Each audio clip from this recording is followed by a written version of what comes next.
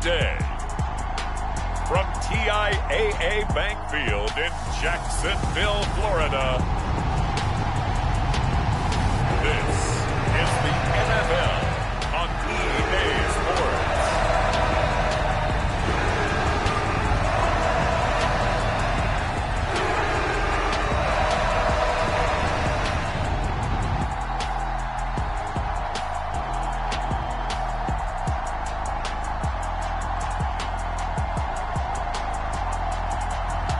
We'll see Trevor Lawrence and the Jacksonville Jaguars taking on Dak Prescott and the Dallas Cowboys.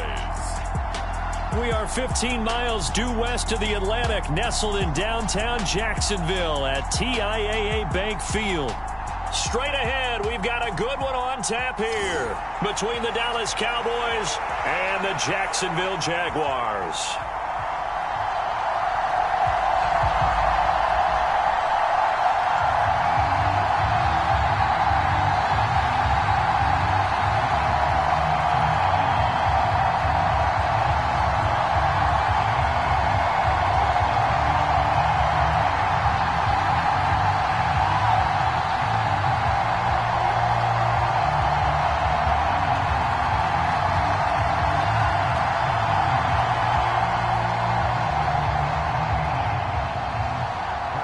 Here's the former Cornhusker Brent Maher to get this one started. And off we go from Jacksonville. And this will go as a touchback, and they will begin things at the 25. Jacksonville's offense trots out here for the first time, and all eyes go right to number 16. Now in his second season as the team's face of the franchise, Trevor Lawrence. The word is potential, potential, potential. Think about this guy from the time he was in high school, one of the top prospects going to college, coming out of college, mentioned as a generational type quarterback. He looks the part. Tall, big arm, surveys the field. It can take off and run when under duress.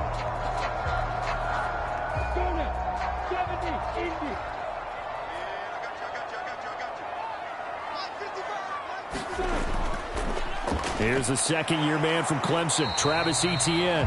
And he maneuvers up the middle for 3, and it's second down. Not a lot of running room there, not a place to make a cut and kind of exit out because they had everything bottled up. Looked to me like the linemen were taking on their blocks really well and giving up no creases.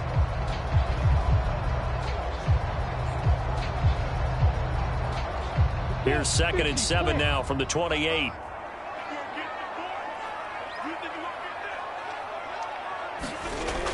Now Lawrence. And this one incomplete. Too much contact to hold on to that one, and it's 3rd down. And partner, to me, that one was all about timing. If he's there too early, it's going to be a pass interference call. If he's too late, it's a completed pass. He was Johnny on the spot on that one. A tough spot here on their opening drive. This is 3rd and 7. Looking to throw, Lawrence. That's caught by his tight end, Evan Ingram. And they nearly get this all the way to midfield. Mark him down at the 49. 21 yards there on 3rd down. We'll give them credit for a good read right there because they read the man coverage on the right side and sent the tight end a few steps down the field and then angled him to the left on a crossing route. And he was able to get enough separation on this play to turn it into a nice game.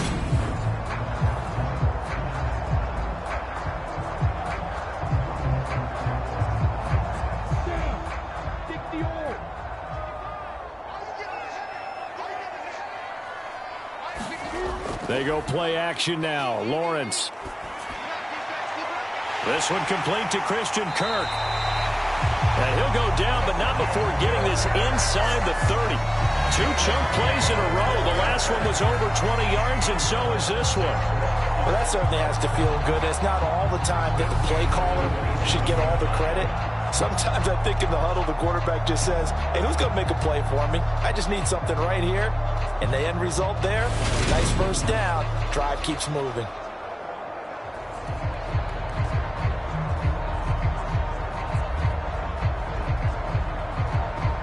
So from Cowboy territory now, here's 1st and 10 at the 27. And to throw again is Lawrence. Over the middle, he's got his tight end Ingram. And they're going to be set up now with the ball at the 13-yard line. And forget about the run to set up the pass. They're just coming out throwing. Forget trying to set anything up. They feel like they have the advantage. They feel like they have the matchups, and they're just attacking right now. Yep, going to the air on the opening drive. From the 13 now, they work on 1st and 10. Straight ahead, Etienne. And he'll get this one down to about the 10-yard line. 3 yards on the pickup there, and it'll be 2nd down. Some of the most unselfish players on any football team, defensive tackles, because we ask them to just eat up blocks and allow other people to make tackles. But when he can make a play himself, as we just saw there, that's a big day. On 2nd and 7, Lawrence. And he'll just get rid of it. It's been a good opening drive offensively thus far, but you know they don't want to waste it and settle for a field goal attempt after that incompletion. So this is a big play coming up here on 3rd down. 8th play of this opening drive coming up. This is 3rd down.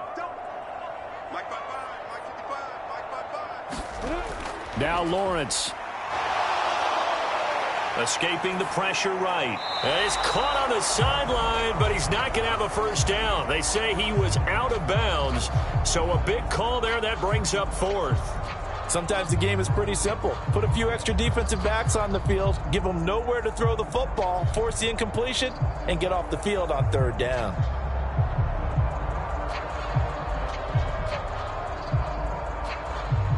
Riley Patterson now on for the field goal. From the left hash, a chip shot here. Patterson's kick is good. And the Jaguars grab a 3-0 lead.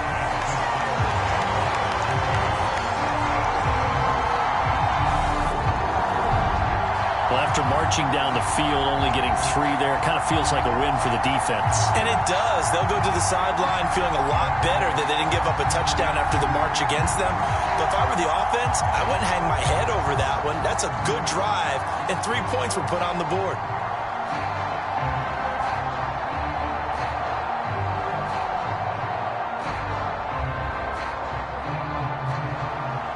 Here's the Jaguar kick team now as they run up and send this one away. Taking it about the 1. And able to take it past the 25 and up to the 28-yard line.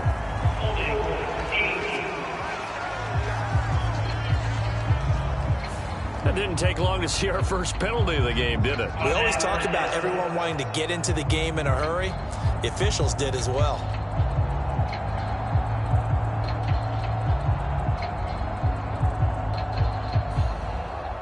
So the hold on special teams backs them up all the way inside the 15 to start.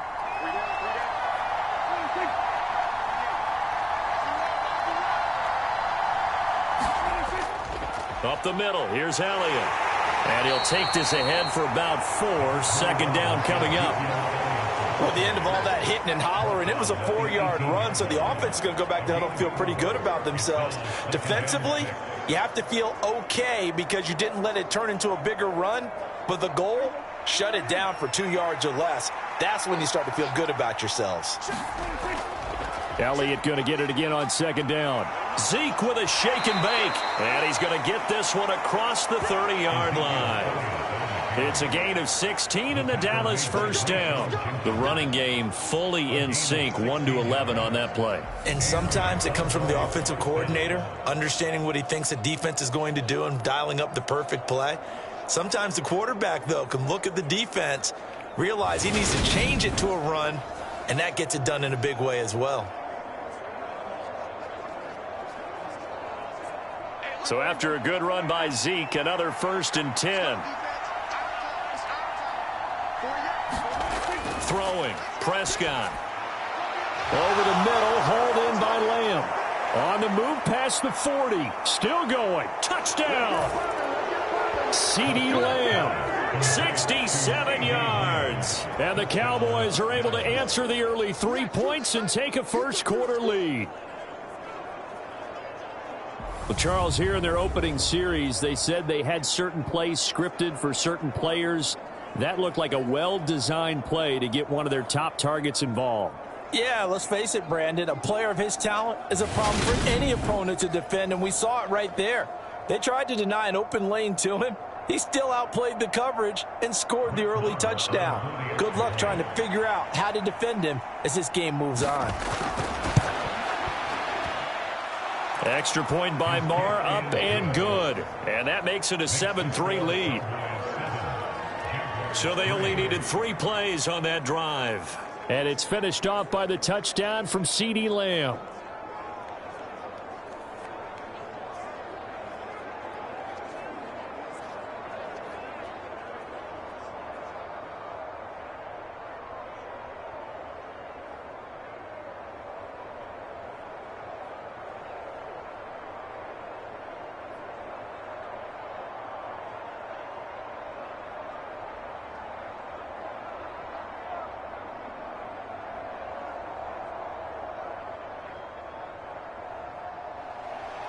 Following the touchdown, here's Marr to kick it away. Fields it right around the goal line. And up to about the 26-yard line, just across the 25. So time to see Jacksonville again on offense for the second time here in this game. Their drive last time, it stalled out. They were forced to take the short field goal. And the key phrase, you nailed it, forced to, because you know coaches look at these short field goals as a last resort, right? To them, that's not how drives are supposed to end. You're supposed to put 6 on the board. That's a consolation prize, like going to the county fair. You don't get the big stuffed animal on that one, do you? No, you don't go top shelf. That's bottom shelf material. They'll start on the ground. Etienne. And he'll get what he can up the middle. 3 yards. That'll bring up second down. Look, all any running back wants is a little bit of room, a little bit of space in order to maneuver. But he also understands how difficult it is for his offensive line up front. So if they give him any space, he realizes his job to make more out of it than what they give him. Picks up 3 on that carry. On 2nd and 7, Lawrence steps away to his left. And he's going to have to eat this one as down he goes. Multiple players combined for their team's first sack of the game. You know, on these types of plays, we're always looking to assess blame. Okay, where did it break down? Sometimes it's just a great play.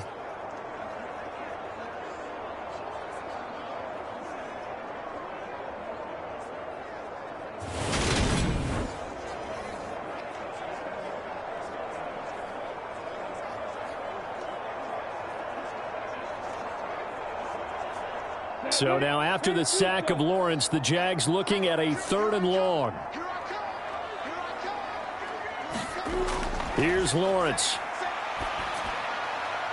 And here is a leaping catch. He pulled it in. And he will have a Jaguars first down as they're able to get the 3rd down conversion.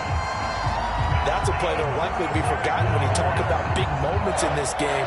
But plays like this are critical to keep drives going. And if points result, we'll call this play significant.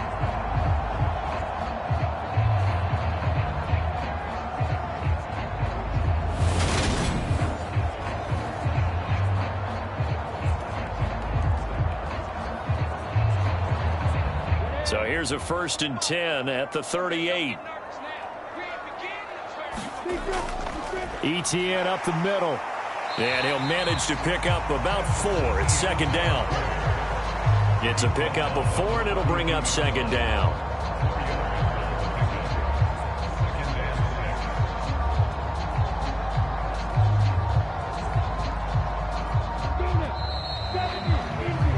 After 1, 7-3 the score on EA Sports.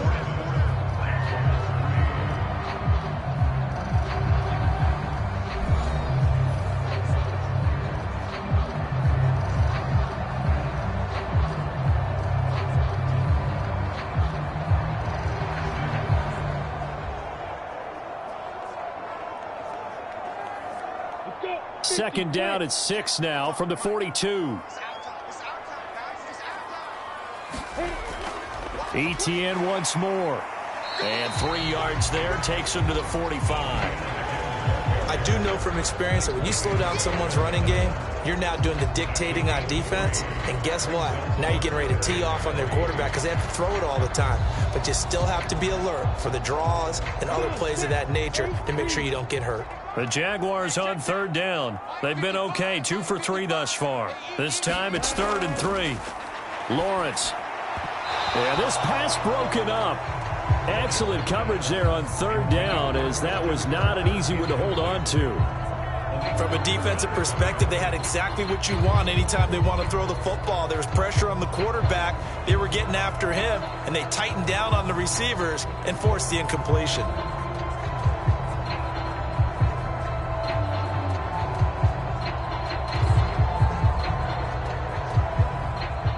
On 4th down, on is Logan Cook to punt.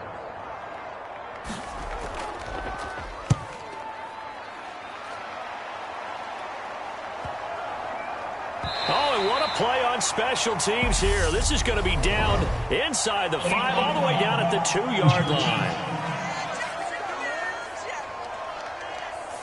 So they accept the penalty, of course, and push the offense backwards a bit.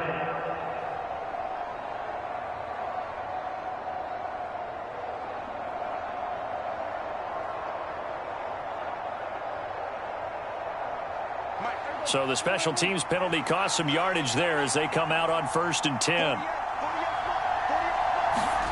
Out of his end zone, Prescott. He'll find Lamb. That's complete. And he's taken down, but able to get this up to the 20-yard line. 19 yards there on the catch and run. So many times in my career I've heard coaches talk about completions are one thing, but as long as we're there at the catch and we get guys on the ground, we can live with that. But if you're going to give up 10, 12, 15 yards after the catch, then your defense is going to be in a lot of trouble.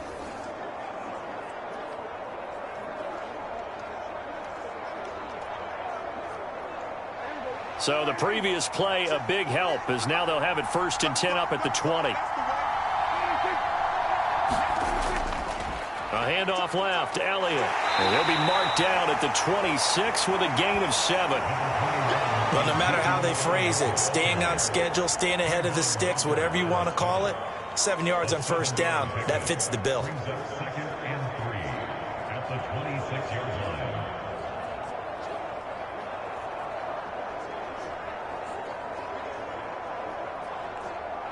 A good run, got 7 on 1st. Here's 2nd and 3. Now Prescott. That is caught by Lamb. And he'll be tackled right on the chalk of the 45. He's got the 1st down. He's got a big game going right now. Already over 100 yards receiving in this first half alone. So in the 2nd quarter, he's already up over 100 yards receiving now. And isn't 100 the magic number for a really good game for a receiver? So he got a chance to really shatter that and have a profound effect on this game.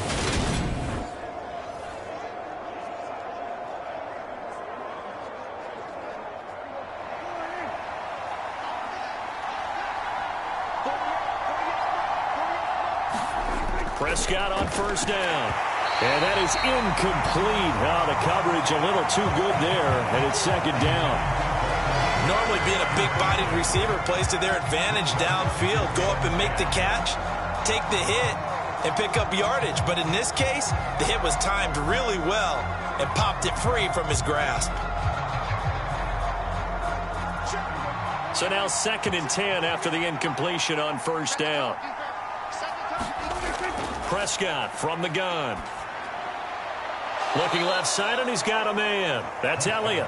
And he's able to get this one out closer to midfield across the 45. He'll get only 3 there, so it leaves him with a 3rd and 7 ahead. That might feel like a little bit of a lost opportunity there for the offense because the defense brought pressure that time. And sometimes against that, you can get out to your running back, and it can turn into a big gain downfield. But what a nice job they did getting to him quickly and holding him to a short gain. On 3rd down, it's Prescott. Over the middle, complete. That's Schultz. And he will have a Cowboys 1st down as they're able to get the 3rd down conversion. And defensively, they were in zone coverage there. Do you have to be a little careful? You're losing, playing against a good quarterback like he is, to not play too much zone?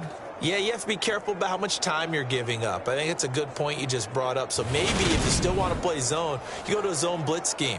And you can drop anyone out of your defensive front, defensive end, defensive tackle. It doesn't matter. You just exchange someone to bring more pressure towards the quarterback and still try and cover downfield.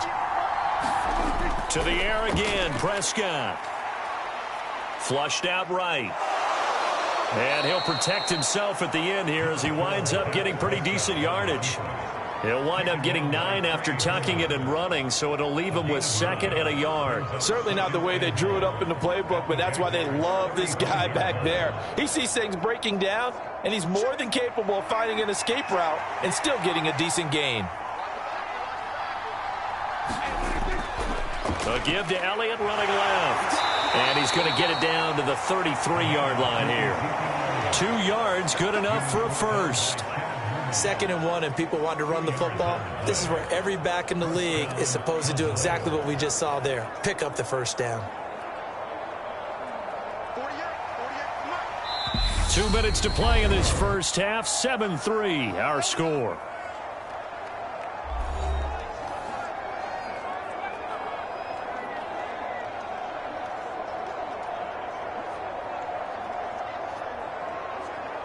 So they'll come up 1st and 10 now from the 33.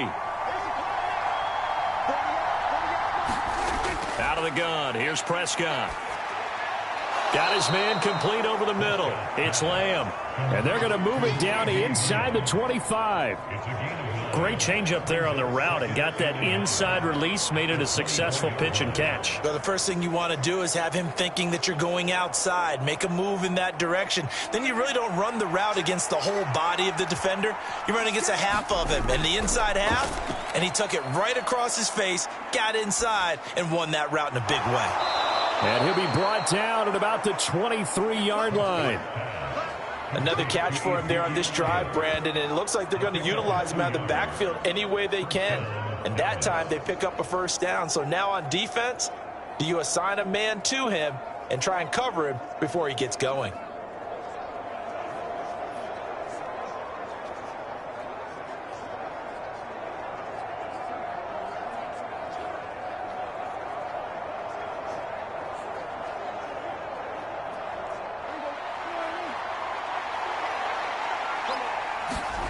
First down, Prescott.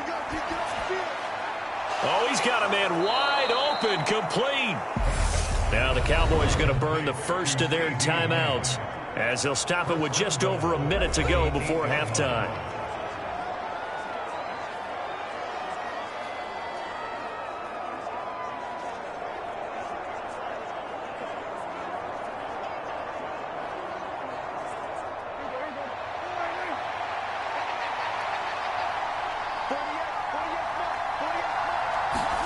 They'll throw again. Prescott. Throw left side complete. That's Elliott.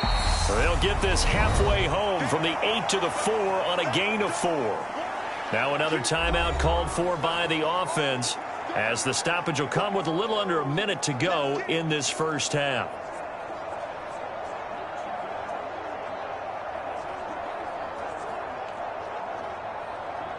Second and goal from inside the 5.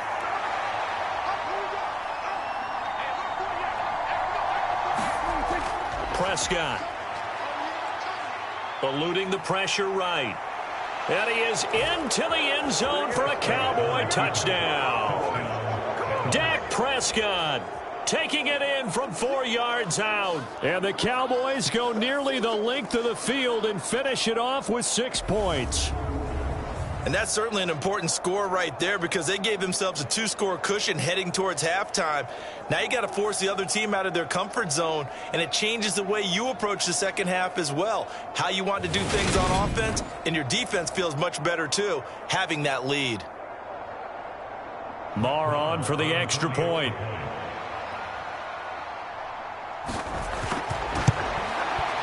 And this one's right through to make it a 14-3 ball game. So that one a 13-play drive in total. And it was all capped off by Dak Prescott, keeping it and taking it in on the touchdown run.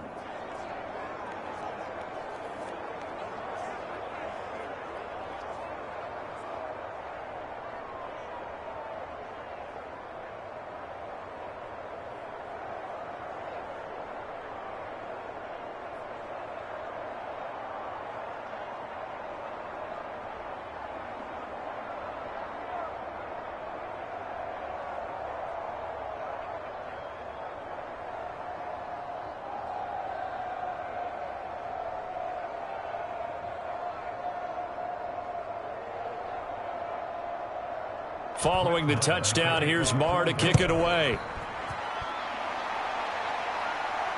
This fielded right at the goal line.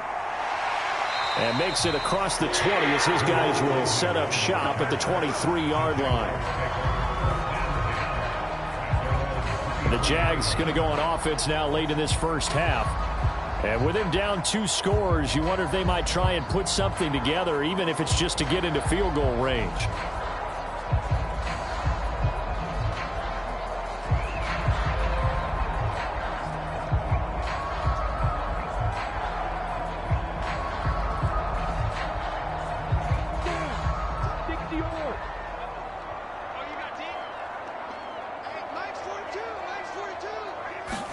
And they'll throw on first down with Lawrence. And he will go down. A Cowboys sack.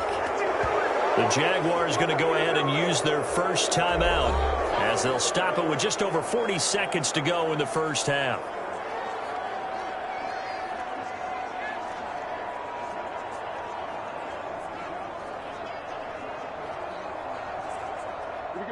Coming up now on a 2nd and 15 following that sack.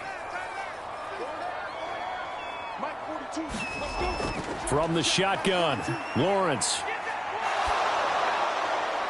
That one thrown away from the pocket.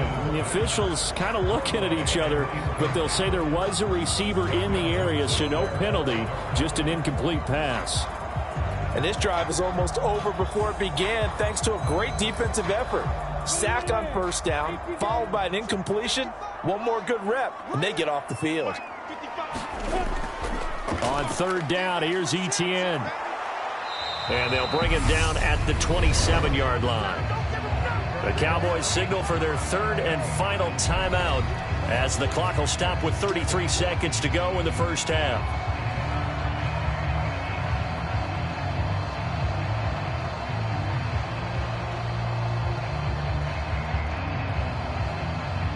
Here's Logan Cook now to punt this one away.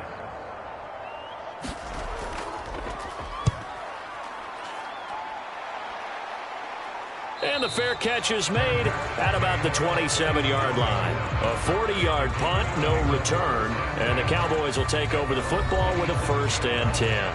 Out comes CeeDee Lamb and the rest of the Dallas offense, making his presence felt early in this one. First half, already over the century mark. How about the yards per completion, too?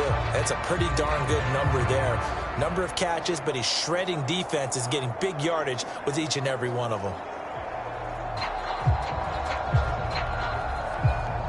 A little under 30 seconds to go. We'll see how they play it here on 1st and 10. Prescott now. Got an open man. It's Michael Gallup. And give him 6 yards here as he stopped near the 35 at the 34.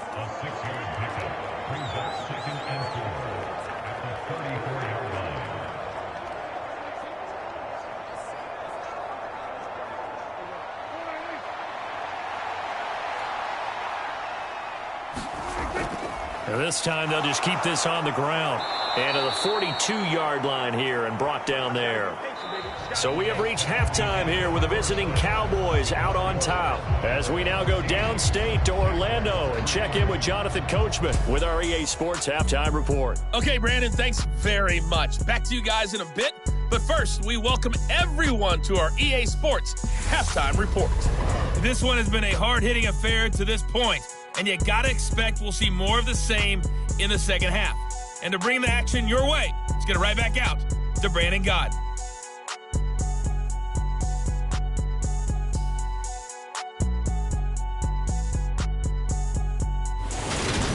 All right, Coach, thank you, and we welcome everyone back for quarter number 3.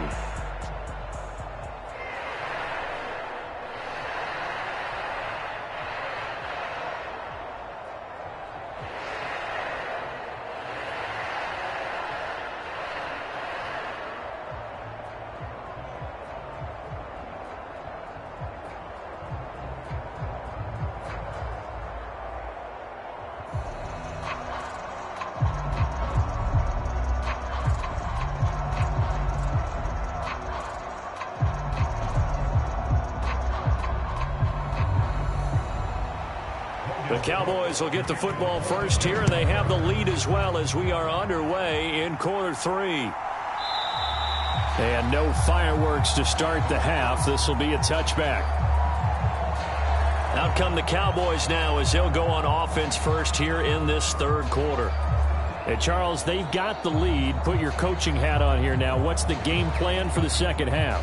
I think getting the running game going a little bit more, because I thought in the first half they didn't get it moving the way that they would like. They had success throwing it, but I think these first couple of drives, they'll want to get those running backs going and give them more opportunities, and I will guarantee you that those guys were lobbying for them in the locker room at halftime.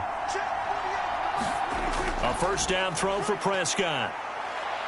Flush to his right. And he's upended after a gain of 2 out to the 27. Brandon, once that one broke down, there were only so many options left for him to take. Fortunately, only first down, so he smartly got the yardage he could get and didn't worry about trying to turn it into a bigger play and end up taking a bigger loss. Here, they hope they can regroup and get something different going here on second down. On second down, Elliott. And he powers his way up past the 30. Well, you certainly have to give a little credit here because they're playing this game now at their pace. This is ball control football, sustained runs, taking their time and making it work.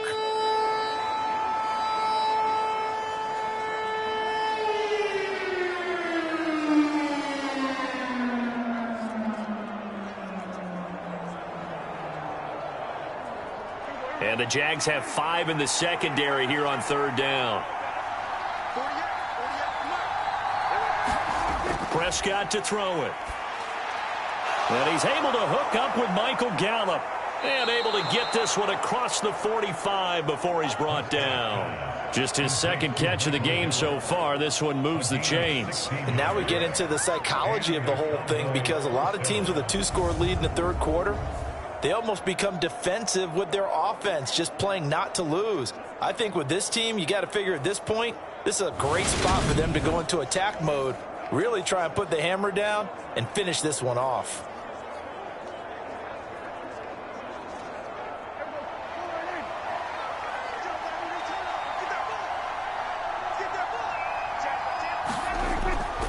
A first down carry by Elliott. And he'll lose yardage on the play back at the 45-yard line. That's fully Fatukasi into the backfield with ease and making the stick for a loss. And plays like that are exactly what this defense needs here early in the second half to give it a little spark. I think their halftime adjustments, what they talked about, maybe it's just a little inspirational speech. Who knows? But looks like they're ready to go.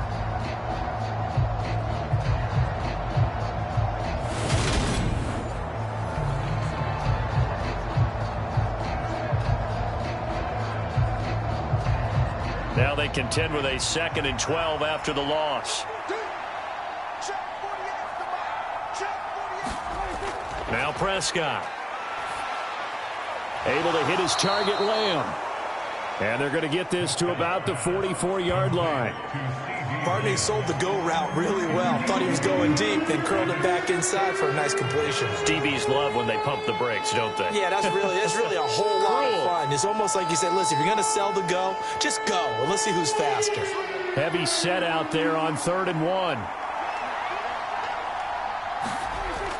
They'll try and run for it with Elliott. And a good job of finding the open space to run as he's down close to the 30 here. 52 yards rushing now on 8 carries for him so far. Well, partner, what do you think? Might have been 4-down territory if they didn't pick it up, but... Yeah, it's a moot point now. I was curious, so if they didn't get it there, would they have gone for it? I guess we'll never know. Yeah, we didn't have to make that call, but I have a feeling both of us would have said, go for it.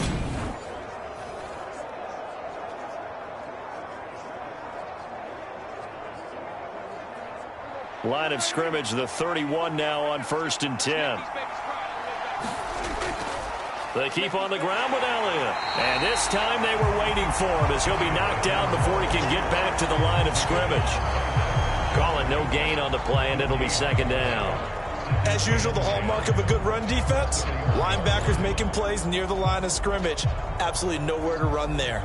A 2nd and 10 forthcoming here. Third quarter action from Jacksonville. And that one off the mark behind him, incomplete. To give you an idea of how accurate he's been throwing the football, we're in the second half. That's just his second incompletion.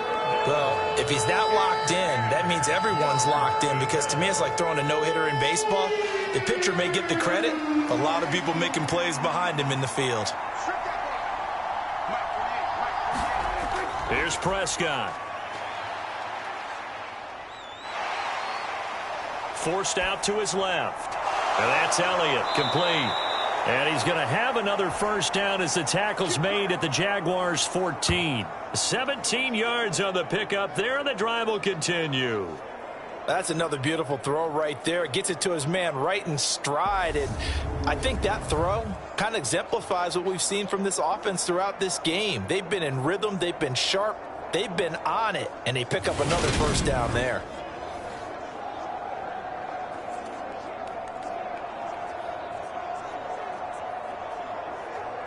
Here's a 1st and 10 at the 14-yard line.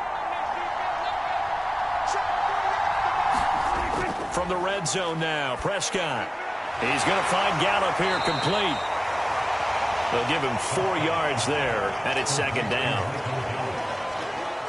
Oh, it's time to give a little credit there to the defense. They played that very well because it was a drag route, and he ran it a little shallower than normal as he worked straight across the field. He was hoping he'd get lost behind the defensive line, but once he made the catch, nowhere to turn upfield and gain any yardage. 2nd and 6 from the 10. Prescott yet again. This will be caught at about the 5. And he gets halfway home from the 10 to the 5 on a pickup of 5. So apparently some grabbing there in the middle of the O-line. I've often wondered why that doesn't happen more often for guys that play center. Having to snap the ball and then trying to get your hands into the proper position, that's difficult to do. He got caught that time. Now they face a 2nd and long following the holding penalty.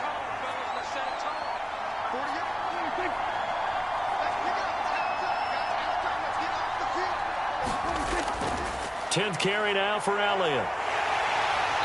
And he'll get him inside the 15 down to the 14-yard line. 5 yards will get him back to the original line of scrimmage, but now they're looking at 3rd and 10. Looks to me like maybe there's a little attrition setting in with this drive, because when you see that type of a run, I get the feeling the defense get a little bit tired. And that's the last thing they need, especially when they look up at the scoreboard. To throw is Prescott. And he will not be able to hang on through the contact. It's incomplete. The coverage strong, and now it's 4th down.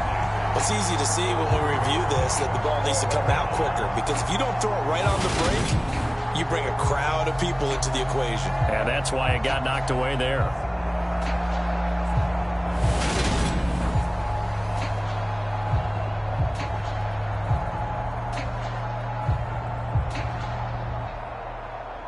On 4th down, Prescott goes off, and on comes the Cowboy kicker, Brett Maher, for the field goal try. The kick by Maher is good, and they will stretch the lead now to 17-3.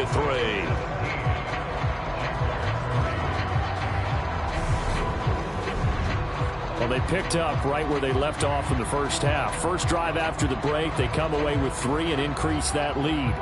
Yeah, and you just want to keep building on that lead, don't you? Whether it's 6 points or 3 points, take everything you can get, keep maneuvering, keep adding to it, keep making it difficult for them to come back.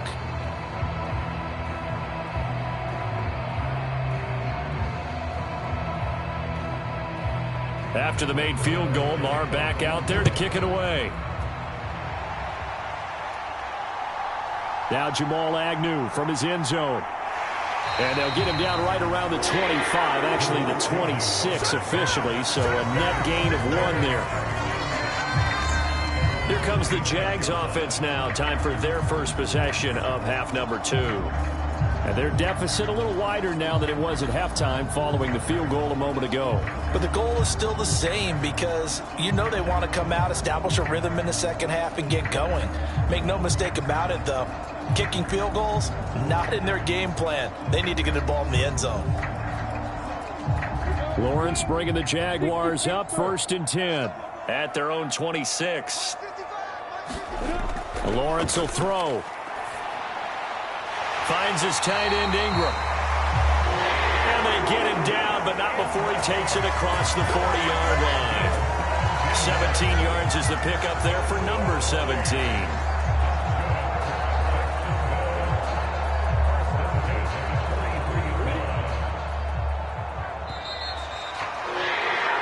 As they come to the line, they will not be able to get off another play as time has run out on this third quarter. You are watching the NFL on EA Sports.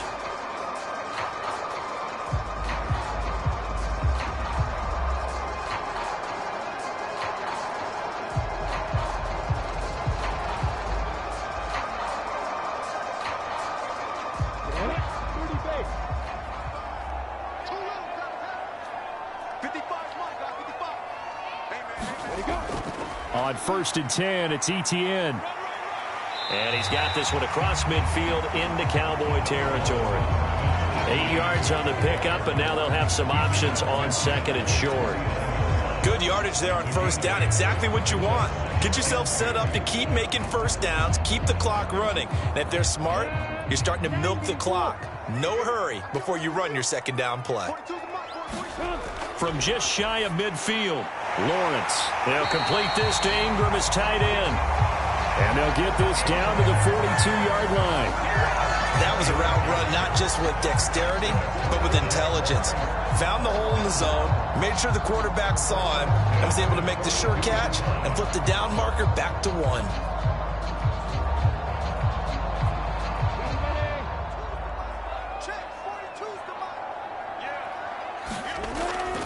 Here's a give to Etienne. And he'll take this ahead for about 4. 2nd down coming up.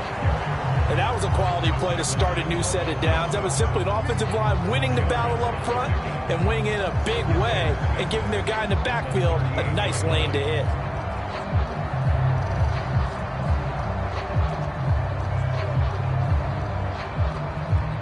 The run got 4. Now they deal with a 2nd and 6.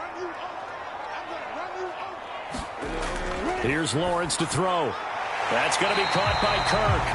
And he's going to have another 1st down here as the tackle's made at the Cowboys' 29-yard line. Give him 10 yards there as this offense is on a roll. This drive continues to plunge forward. Now, correct me if I'm wrong. You're down 2 scores. I don't think you need to rush just yet, but you can't take your time either. Yeah, even if you don't want to commit to full 2-minute offense, you have to up the tempo, up the urgency. Maybe you're starting to call 2 plays in a huddle each time you snap the ball.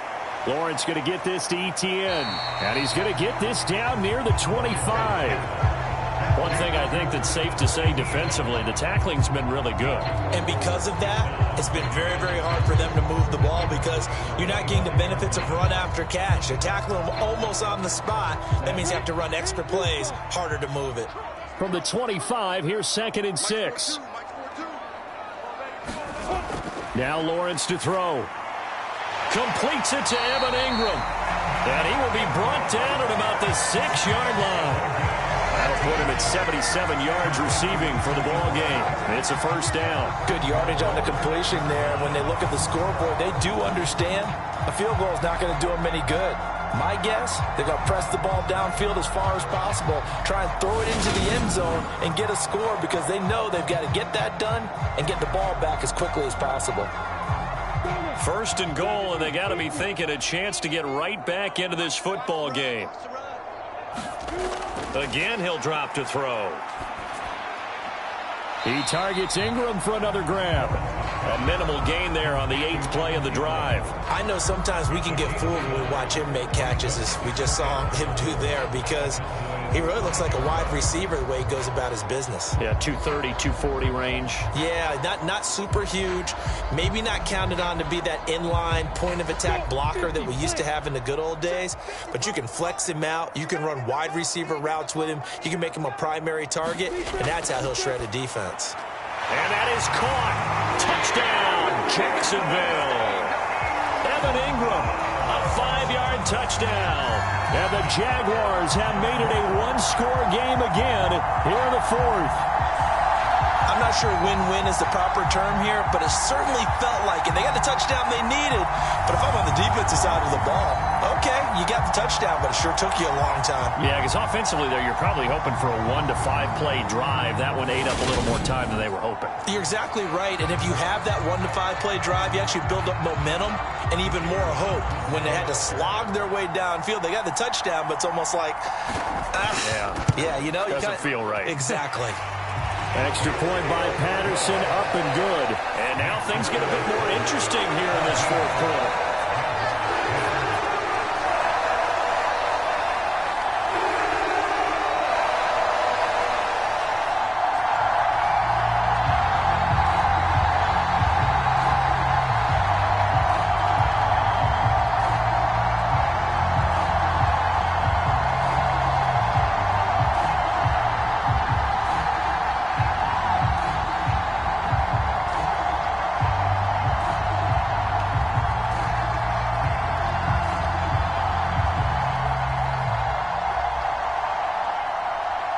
After the touchdown, Cook now to kick this one away.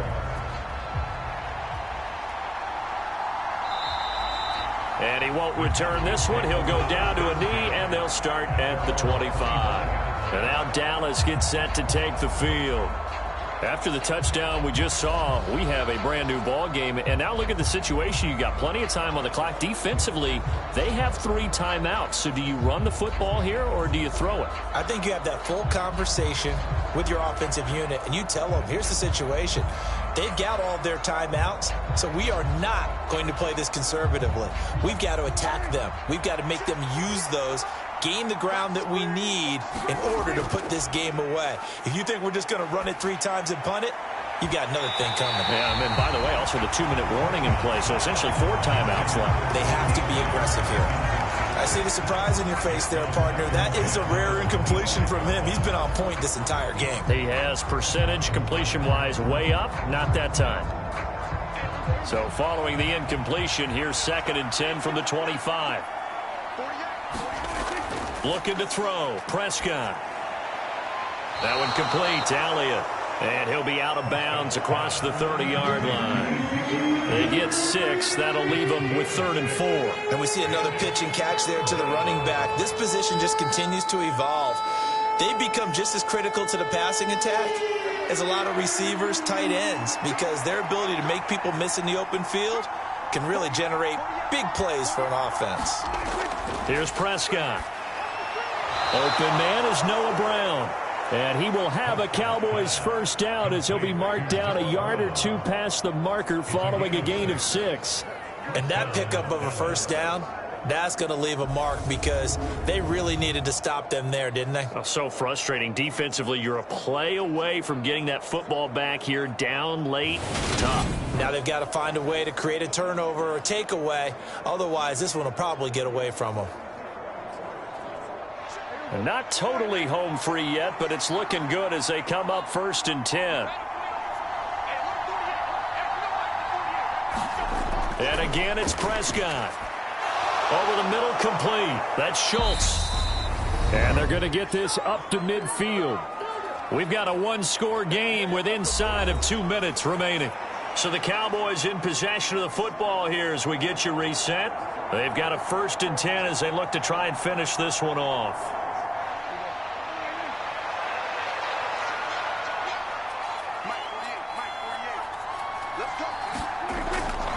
Inside give to Elliott. And quickly we're going to get another stop here with 1:54 left as they call the timeout defensively.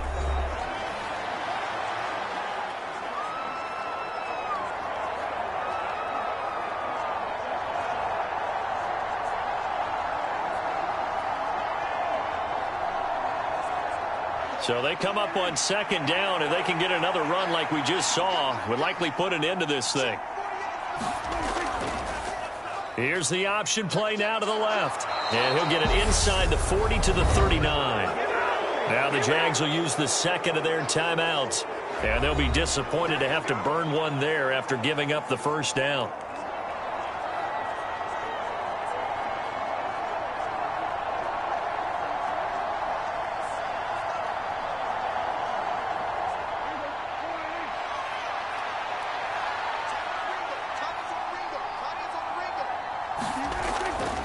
Zeke going to get it on the option.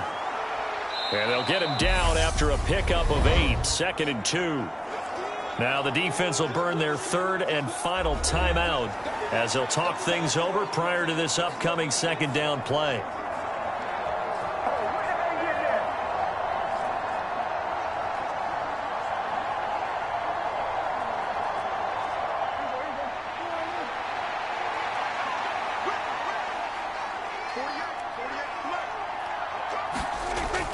Dak going to hand it to Elliott on the option. And he'll be a little shy of the 25 here at the 26-yard line. 76 yards rushing now for Zeke, and he's got a 1st down. No doubt those are the types of carries they're looking for here, Charles. The lead in the 4th quarter. This is when coaches that have a reliable running game, they breathe a little easier on the sideline. Yeah, they love the idea that they can take the air out of the football at this point of the game. That means they're really counting on that offensive line, counting on the runners, taking care of the football. Because you're going to tell your quarterback, hey, no time to be a hero. We're not going to throw it here.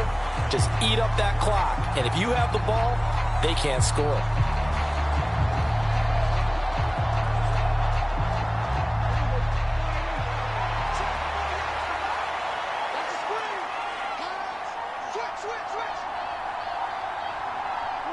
Prescott, he goes down to a knee, and that should just about do it. Yeah, it's fun to kneel down in front of your home crowd, but when you go on the road, that band of brothers attitude, right, just us against the world, and get it done, how happy are they? I remember a coach at a previous stop telling me, you get a win on the road, doesn't matter the opponent, get out of there like you stole something, and they did in this one.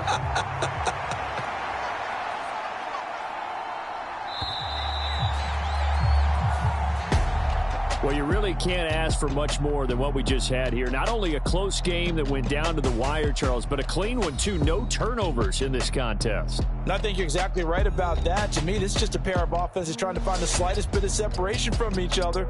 And they were both hoping that the other side would make the big mistake first. But today, neither side made that mistake. And what we got, a very entertaining game throughout.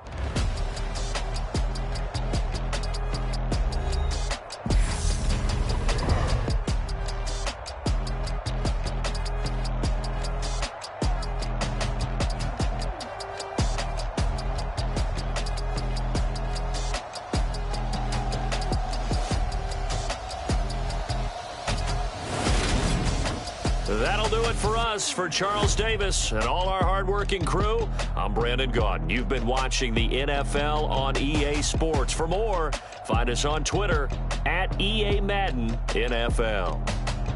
With that, we sign off from Jacksonville.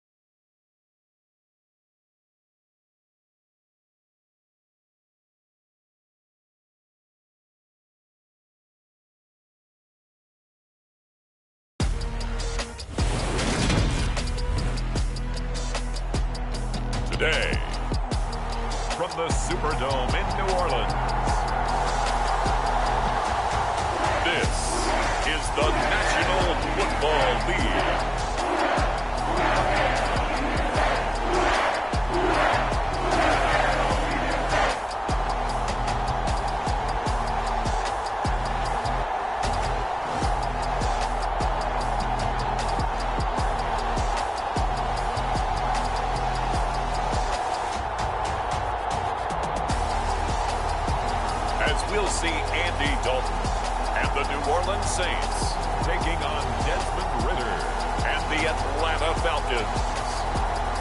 We are down on the bayou as you get a look inside the Superdome here in New Orleans. Today, we've got an NFC South matchup between the Atlanta Falcons and the New Orleans Saints. Hi again, everyone. I'm Brandon Gaudin. Welcome to the NFL on EA Sports. With me, as always, Charles Davis. And, Charles, we look at a matchup like this. It's really the running backs that may take center stage here today.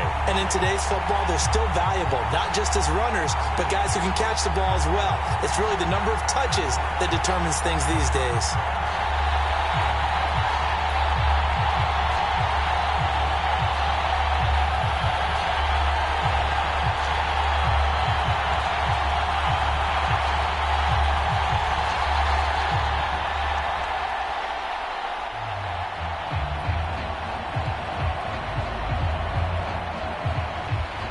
Kicker for the Saints, Will Lutz, has it teed up, and here we go from New Orleans.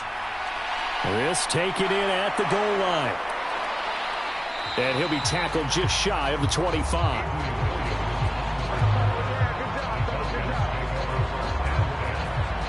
Atlanta sending its offense out for the first time, and for the first time since 2008, it's a rookie who will handle things at quarterback. Out of Cincinnati, the third-round pick, Desmond Ridder. And you know how scouts always talk about checking all the boxes? I think this young man does exactly that when you're looking for an NFL quarterback. Proven leader. Teams went 43-6 while he was in college. Has speed, dual threat ability, and the production off the charts while he was in school, and also did a nice job of limiting turnovers. When you put it all together, there's a lot to be excited about for this young quarterback.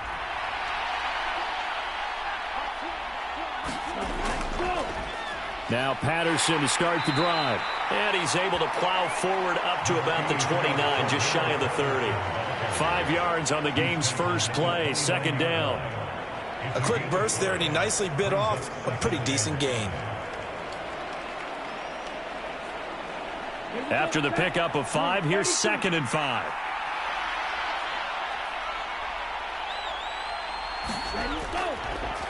A first carry for Tyler Algier. Good job over there, baby. I see you. That one a first down pickup of 8. How best to describe that one? I'd say right down Broadway on that run. A straight ahead running. I think that might be something we see a lot of between the tackles today. Well, he's enjoying things so far here this afternoon. Sees a crease and bursts through it for a solid gain.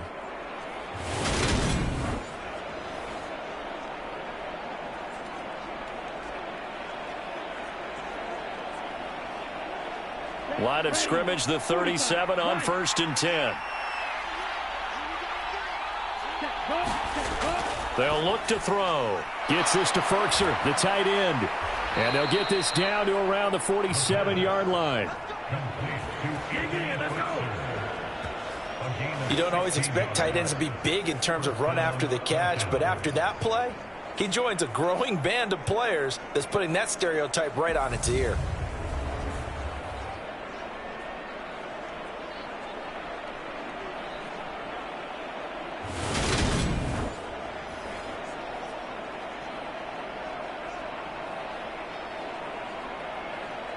So in Saints territory now. Here's 1st and 10 at the 47. On play action, they'll throw. And this one almost intercepted. Not a good throw there. Nearly an opening drive, INT. Offense was moving it a little bit, had them back on their heels, but they earned a brief pause by forcing the incompletion.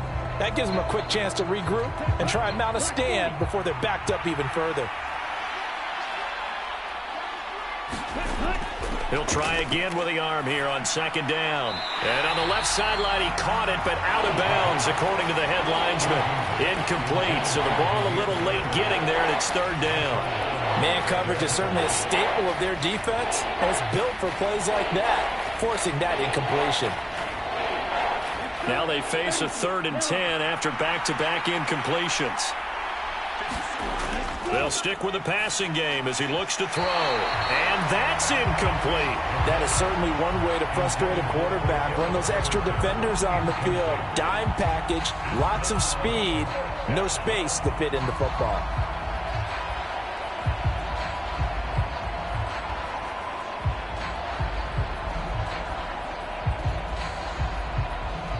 On fourth down, Bradley Pinion on to punt for the Falcons.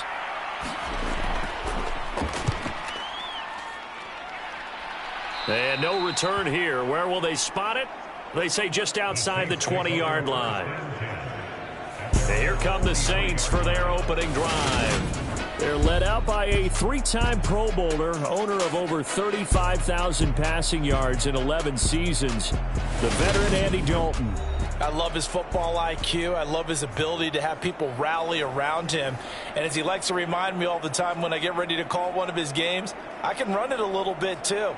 A nice presence to have on your team.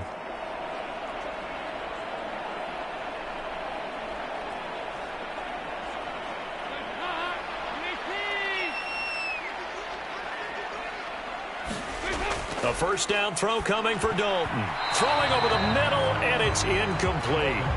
That certainly appeared to be a play call where they were just trying to make second down, second and short. I think they thought the coverage was off a little bit more than it was. Nice job there pressing up on it and forcing the incompletion. Well, once again, they'll go from the 23-yard line on 2nd and 10. Now Dalton. They'll set up the screen now to Kamara. And this will go as a gain of 7 as he gets it to the 30-yard line.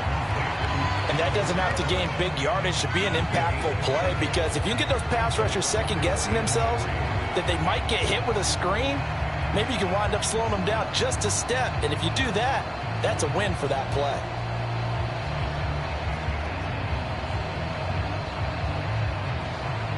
Five men in the secondary now for the Falcons on third down. They'll run it for the first time with Alvin Kamara. And they get him down, but not before he takes it across the 40-yard line. The Saints first down there on a gain of 11. Well, there's plenty of real estate for him to maneuver on that run, and let's face it, it shouldn't be a surprise. He's one of the better backs in the league. Had to come into this game with the idea, slow him down, otherwise it's going to be a long afternoon.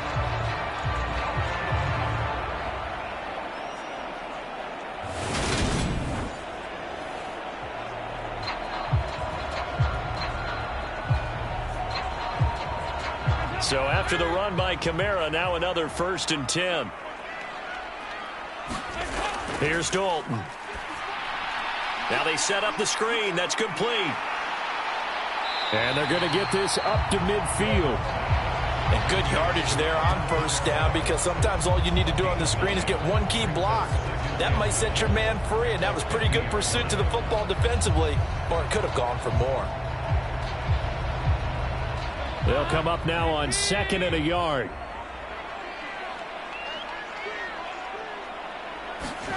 From midfield here, Dalton. And that is incomplete. A lot of force bearing down on him there. He could not hang on. It's 3rd down. This is certainly a team that has proven it likes to target its backs through the air, and defensively, they were aware of that and certainly were prepared on that throw. They tried the throw on 2nd down, unsuccessful. Now it's 3rd and 1. Here's Kamara trying to run for it. And I don't think Kamara got there. Looks like they stopped him short. Nothing doing on 2nd and 3rd down after that 9-yard gain on 1st. Just a simple run play there on 3rd and 1, but this D was up to the challenge and stopped them, bringing up 4th down.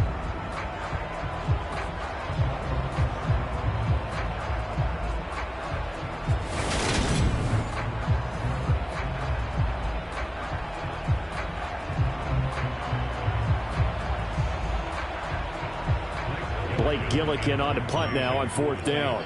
Avery Williams deep for Atlanta.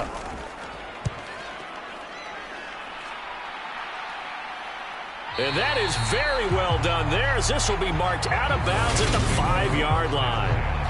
That is how you flip field position. That's an absolute bomb of a punt. Downs it inside the 5-yard line. Absolutely ideal. From that position, you're hoping to get it down inside the 15, inside the 5. Superb.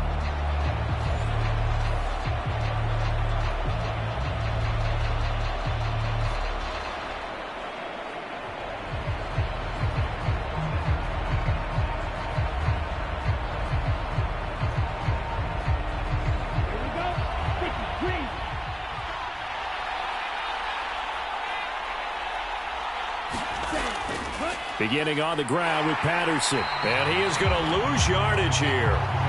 Officially, it's a 1-yard loss. That's going to bring up 2nd and 11. Because his primary job is defending against the pass, you don't often see a cornerback making tackles in the backfield. But he's playing run all the way here.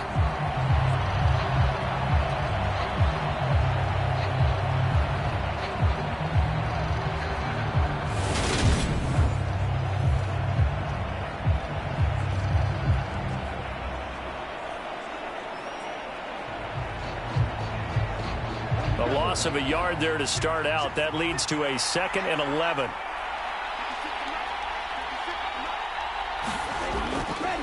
On second, here's Algier. And he'll take this forward only up to about the 7. After getting stuffed on first down, not much better there. 2-yard gain. That play reminded me a lot of a former teammate of mine. We used to call him the trash man. His ability to sift through traffic and make plays was uncanny. And that's exactly what you want from your Mike linebacker.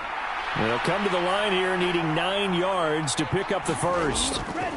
Out of the gun now on 3rd down. He'll buy some time right. And this is too far behind his man. He missed him. It's incomplete. Every offense tells you they want to come out and start fast. That's not unusual at all. But this group, they've yet to get much rolling through their first 2 drives. It looks like they're going to have to give up the football again after this one. Here's Bradley Pinion now as he'll kick it away for the 2nd time.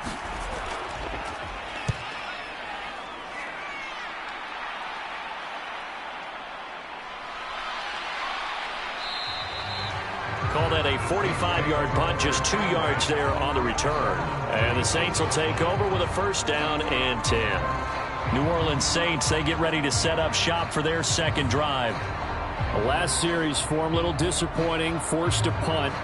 And now they'll try to do better here and come away with some points as they begin this drive, 1st and 10.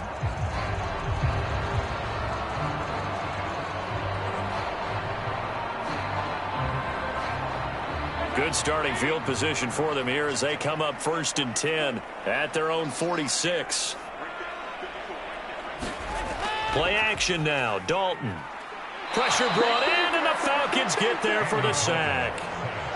Lorenzo Carter from that outside linebacker spot gets in there. It's a loss of 9. Man, he got in there so quickly, Charles. What could the offense have done to adjust and account for that? But what you're hoping is that you figure out and you see and get a clue that maybe there's going to be some pressure coming at you, and you change the blocking schemes. Maybe you go to max protection. The biggest ones, maybe you bring your running back in to try and keep you clean. But in that case, that didn't happen.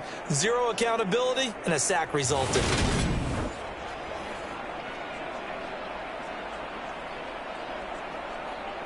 And they need to work to at least get some of this yardage back after the sack. 2nd and 19. And Dalton to throw. He gets this one complete to Traquan Smith. And a 6-yard gain gets him right around the 43.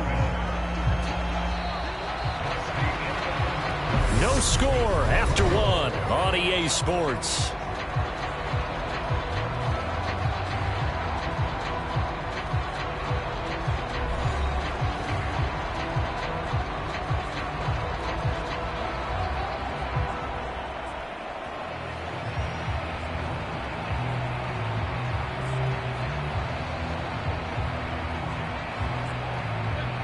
And for the Falcons, 5 men in the secondary now on 3rd.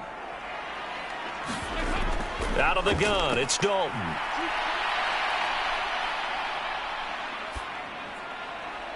And he's caught on the sideline, but he's not going to have a 1st down. They say he was out of bounds, so a big call there that brings up 4th. Well, he certainly thought he had an open look beyond the 1st down marker to his receiver, but they just couldn't connect, and that will send them back to the drawing board. Blake Gillikin on to punt here as he'll send this one away. His first punt, 45 yards. This looks good as well. And no one there to stop it. Hits at the 8, but it carries all the way into the end zone for a touchback. Here comes the Atlanta offense now ready to take over here. We've seen both of these offenses still sort of in that figuring things out phase, but I suspect some action on the scoreboard soon as they start out here 1st and 10.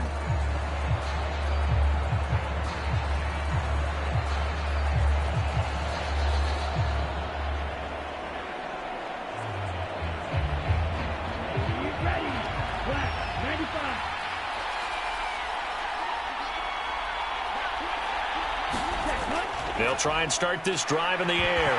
Nowhere to go here. He lost the football. And this is picked up by the Saints. And he's into the end zone. A fumble return and a Saint touchdown. So the big fella gets on the scoreboard with a return for a touchdown. Good thing he didn't have to go too far, though. You know the trainers were very happy about that. Imagine having to go get him in the end zone, escort him to the bench, and give him the oxygen. They were loving the fact that he got in without having to run very far.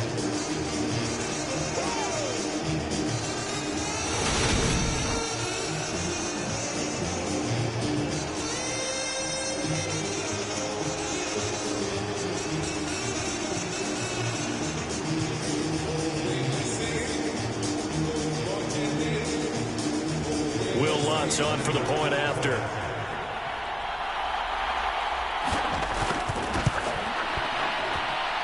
And it's good as the Saints have a 7-0 lead.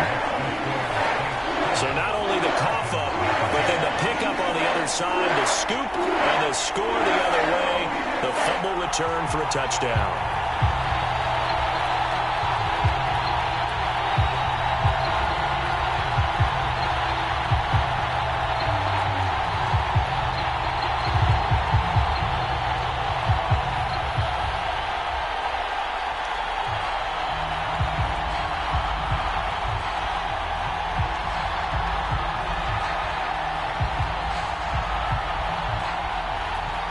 And you can bet they're preaching two hands on the ball here as the kick's away following that fumble return.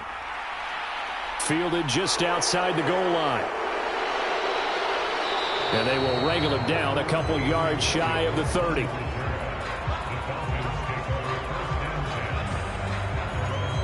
Atlanta now coming out on the field. Still in the first half, but this offense has struggled. Haven't really been able to get anything going, not only in the points category, but in the yards category. We'll see if they can do better here on this drive.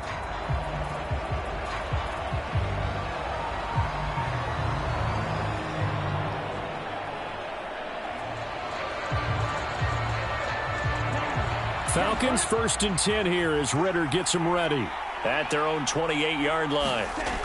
The play-action fake. They'll look to throw. Steps away. And the grab made by the tight end Pruitt. He'll be hit down at the 33, 5 yards on the play. Nice rhythm throw there on first down. He located his tight end, made it a nice, easy pitch and catch. Hoping he can break a tackle or two. Wasn't able to do that there, but still good yardage. 2nd and 5.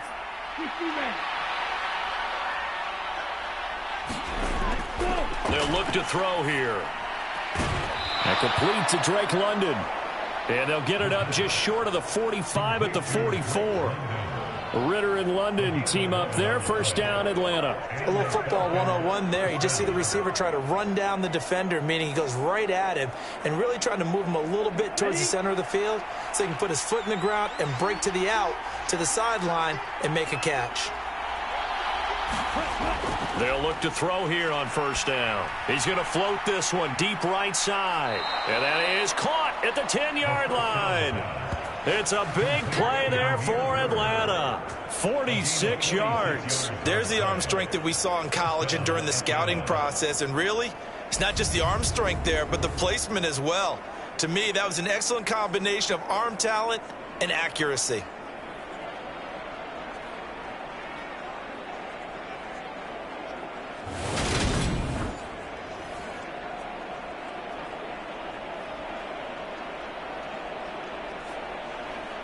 So now following the big play, they've got a 1st and goal all the way down at the 10. 1st and 10, it's Patterson. And he's going to be met at the line of scrimmage and taken down. Officially no gain on the play, and it's 2nd down. Looked like he was trying to bounce it outside, but no success. Yeah, sometimes you got to just figure out where you're going to go, and sometimes you just have to take it to another spot. In trying to get it outside, the defensive pursuit was there and just ran him down. On 2nd down, a run with Patterson. And forget about finding a lane. He barely had time to look up before he was planted in the backfield. That's a big loss of 3, and it brings up 3rd down. Another example right there how this defense really is winning the entire game at the point of attack. Yeah, right there at the line of scrimmage because they are dominating it. It allows their interior guys to get upfield and spill into the backfield. So how are you going to combat that? You know, people say bring in your tight end, keep him in. Your running backs, they have to step forward. Bottom line, your offensive line has to block them first to give yourself a chance. Now on 3rd and long, they'll look to throw. And a quick throw here, that's complete. And down inside the 10 here before he's out of bounds right around the 7. And that's good for a gain of 6. And that's going to make it 4th down. People worry about throwing the out route because often it can get jumped, and that can turn into either an incompletion or an interception. But not on that one. Everything came together, and he catches it and goes over the sideline. Koo knocks this one through the post. And they are on the board, but still trailing. It's 7-3.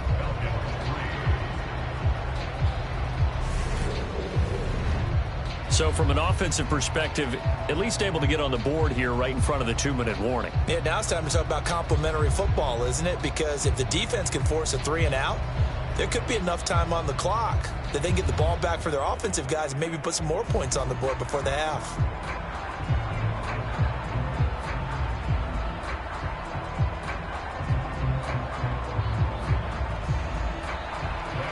The punter Pinion now to kick this one away. Taken in at the 3. And they'll start this drive just across the 30. Pretty nice work on the return. The New Orleans offense set to take over. As we eke closer and closer to intermission, Charles, remember last time out they punted. They would love to get points here, especially if this is going to be their final possession of the first half. Yeah, and this is what close games feel like because the pressure is on both sides, but sometimes the pressure is a little bit higher on the team with the slight edge because they're trying to hold on to that, trying to increase it. Let's see how this one continues.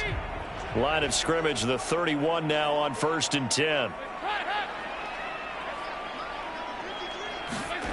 Dalton sets up play action. This is Smith with a grab. And he'll have it past midfield almost to the 40 before being taken down. That'll be marked as a 27-yard pickup. But one of the ways the quarterbacks keep all the receivers alive in a play, never lock in on any one guy. Make sure you keep your eyes moving, scan the field. And here he finds the open guy for a nice pickup.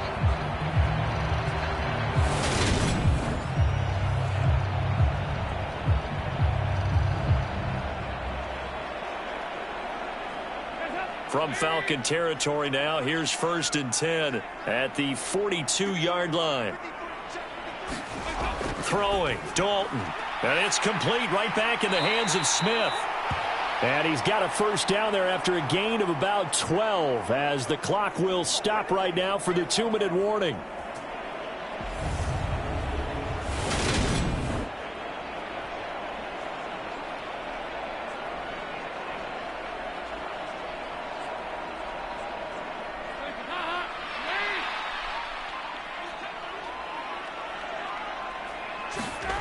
Dalton, 1st and 10. Olave holds it in. And they're going to be set up now with the ball at the 13-yard line. Well, so far, little to no resistance by the defense on this drive alone. 3 passes, 3 completions, 3 first downs. They're taking it to them, and it's paying off.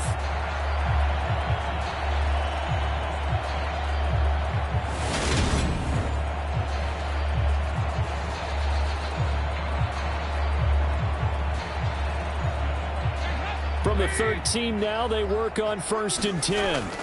Dalton operating in the red zone now.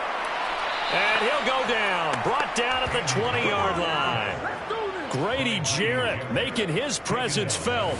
He gets the sack. It's interesting, partner, that most defenses try and guard the 35-yard line actively because they think the way kickers are nowadays, about a 52-yard field goal, they're kind of giving up points. But you get even deeper into territory, you get into the red zone, they're going to guard it even more, which means more pressure, more blitzing.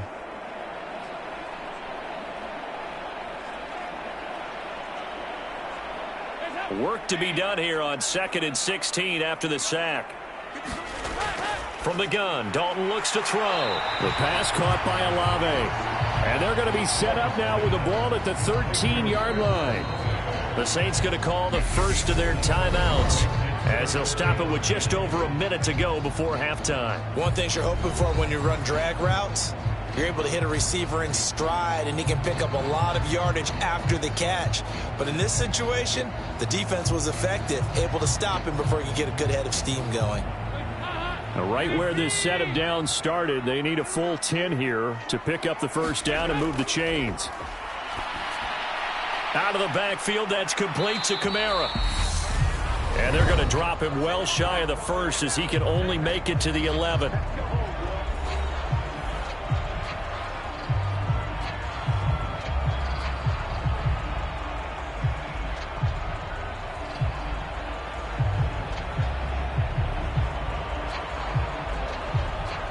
So on 4th down, on comes Saints kicker Will Lutz.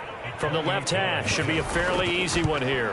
The kick by Lutz is good. And they push the lead up to a touchdown now at 10-3.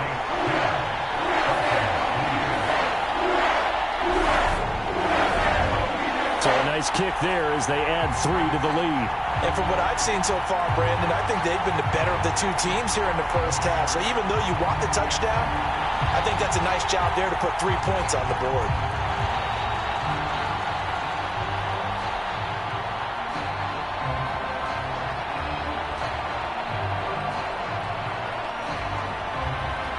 Following the made field goal, Lutz to kick it away.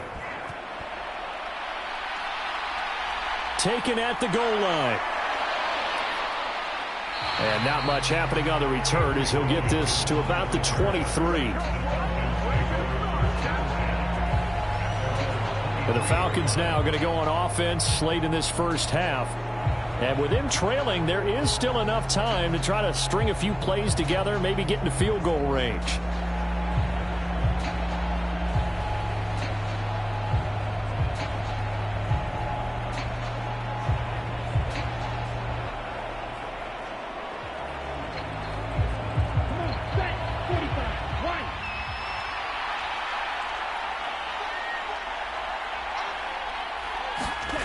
They'll come out throwing here on 1st down.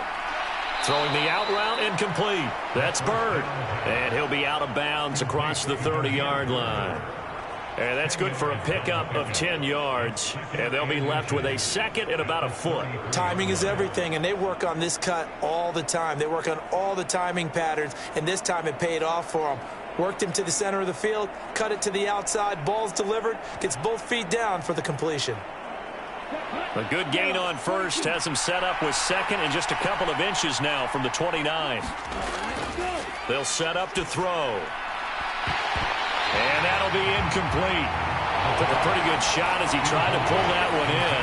Couldn't hang on 3rd down. And I think they'd be well served to take that type of a physical approach against him the rest of the game. He's had his way so far, but on that last one, that worked quite well for the defense. An incomplete pass on 2nd down leads us to 3rd and inches. They'll set up a throw. And this is going to be incomplete. A misconnection there. He's hit on just 50% of his passes thus far. That's not where you want to be. Now you see the evolution of the game. You go back to the quarterbacks of old, 50% would be terrific because they threw the ball downfield almost every time they threw it. Now with the short passing game, you should be above 60% just to be in the average range. The punt team on now as Pinion sends this one away.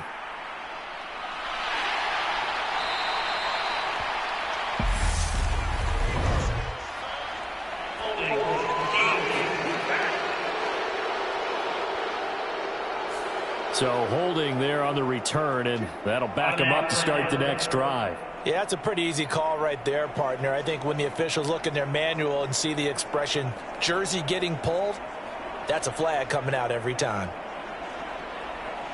So the special teams penalty cost some yardage there as they come out on 1st and 10. Dalton. And the Falcons get there. The Falcons get the sack. Down he goes. Grady Jarrett. That is now 2 sacks for him here in this first half. So, Charles, no turnovers yet for this offense, but those sacks now, they're starting to pile up. And one thing usually leads to another because they've got to figure out how the offensive line and everyone else involved in protection can keep their quarterback upright and allow him a chance to throw the ball downfield. They don't want to repeat a first down. They'll keep it on the ground. And he's going to be taken down here as that will lead us to the end of the first half of play. So we have reached halftime with a touchdown. That's the difference on the scoreboard. As we'll get you over to Orlando, where standing by is Jonathan Coachman. He has our EA Sports Halftime Report. Okay, Brandon, thanks very much. And welcoming everyone to our downtown Orlando studios in this EA Sports Halftime Report. This game's had a little bit of everything thus far, and certainly plenty to look forward to as the teams are right back out there for the second half. So we'll get right back out there as well, as we'll turn it back over to Brandon Godden. Okay, Coach, thanks as always. This one's still anyone's game as we welcome you back for quarter number 3.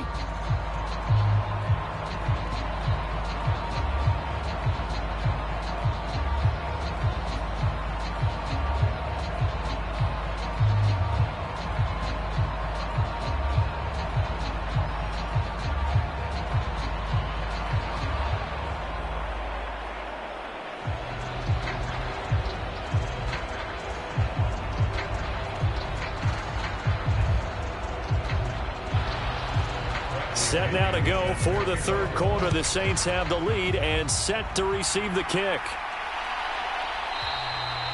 And this will not be returned, so the second half begins with a touchback. And the Saints set to go here to begin the third quarter.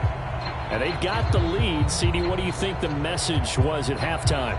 I don't think the message was too drastic, I think, at the half, or that they need to change things too much. I do think the offensive line could play a little bit better. And I think they'll try and help them out more. They'll probably keep a tight end in a few more times and maybe add a running back to the formation to pick up those pass rushers because they probably allowed a few too many sacks for comfort in the first half.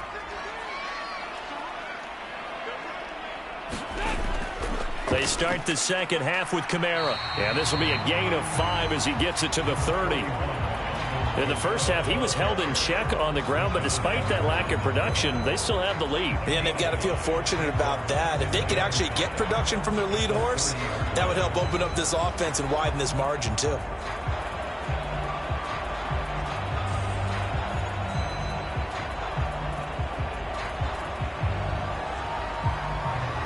The first down run got 5. Here's 2nd and 5. They run it again with Kamara. And he'll be upended at the 33 following a gain of 3. And guess what? It brings up third down. I'd say they've got to find a way to get him going. He's such a big part of their offense. I wonder if they might throw it a little and come back to the run. Anything, because you're right. He's pretty much been completely neutralized. They'll come to the line, needing only 2 yards to gain the first here. 3rd and 2 for Dalton. Over the middle to Smith. And he is going to have a Saints first down, and he's going to have it by plenty. Able to get 8 yards there on 3rd and 2. Got to say, I was a little surprised to see him, Charles, come out in the shotgun on 3rd and less than a yard. Yeah, but the way the NFL is nowadays, we hardly ever see anyone really run for it on short yardage. So they're going to throw the football more times than not. That was a nice, easy rhythm throw right there, and they pick up the first down.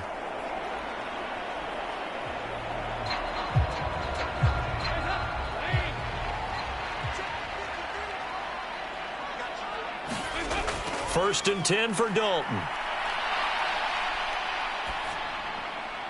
Goes right back to Smith again. And he'll be tackled on the other side of midfield at the 46-yard line. Well, this is where reading defenses and practice time comes into play. You got to know what you're running versus zone versus man and how to run the proper route. And they just executed that one pretty well.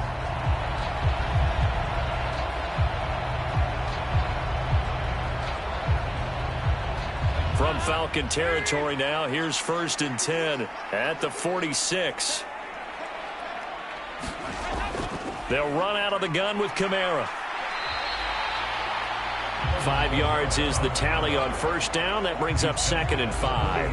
Well, they're hoping that the second half is better for him than the first half. They've got to find a way to get him going. He's a big part of their offense. Ball at the 40 here for 2nd and 5. Andy Dalton. That's to his running back. It's Alvin Kamara. And that's going to be good for another 1st down as the tackle's made at the Falcons' 24-yard line. That hold coming from the left side of the line. Hands got caught in the cookie jar on that one, and the flag came out. Penalty against him.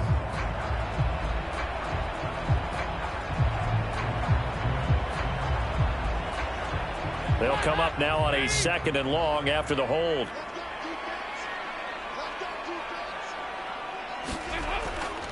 Following the penalty, it's Kamara.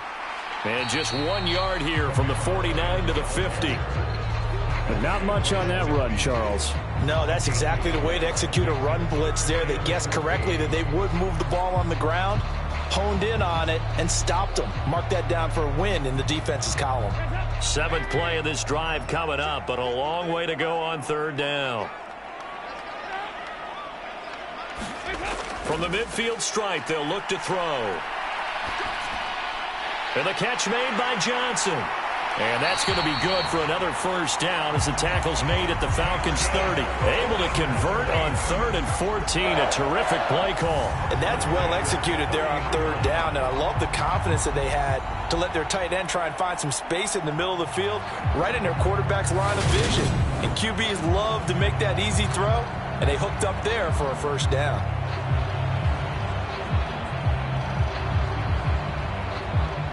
So 1st and 10 now from the 30.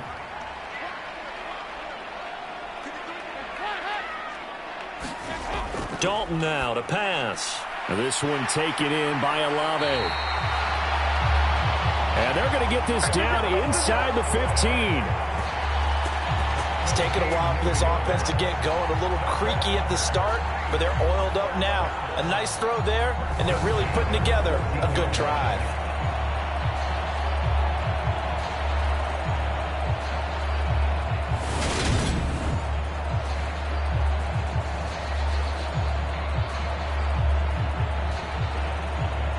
Here's a 1st and 10 at the 14-yard line.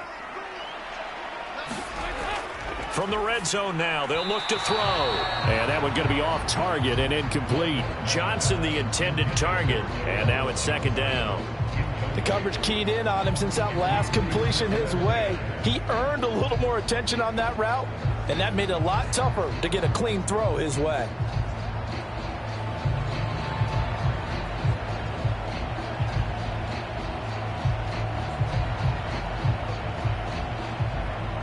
Third quarter of a tight football game as we come up on a 2nd and 10.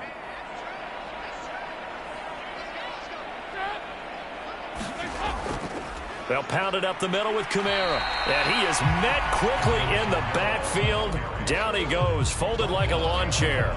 It'll go as a loss of a yard, so now they deal with 3rd and 11. This defense is just flat getting after it. They have not given up much of anything in the run game. Case in point right there.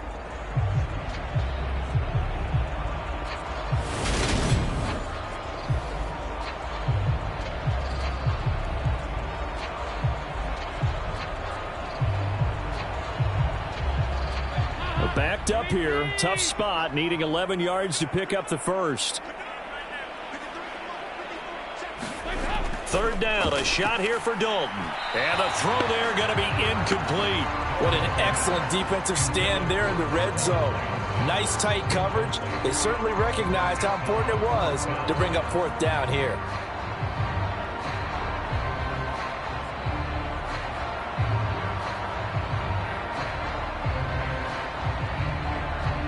Will Lutz now to try the New Orleans field goal. This a 31-yard attempt. The kick by Lutz is good. And they will stretch their lead to 10 now at 13-3.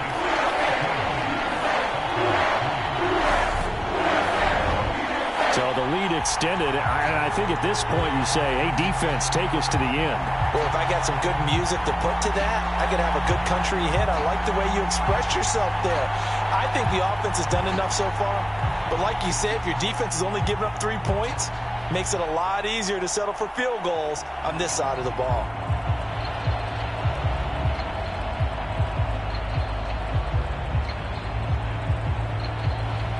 Following the made field goal, Lutz to kick it away. Taking it about the 1. And he'll take it up past the 25 to the 26-yard line.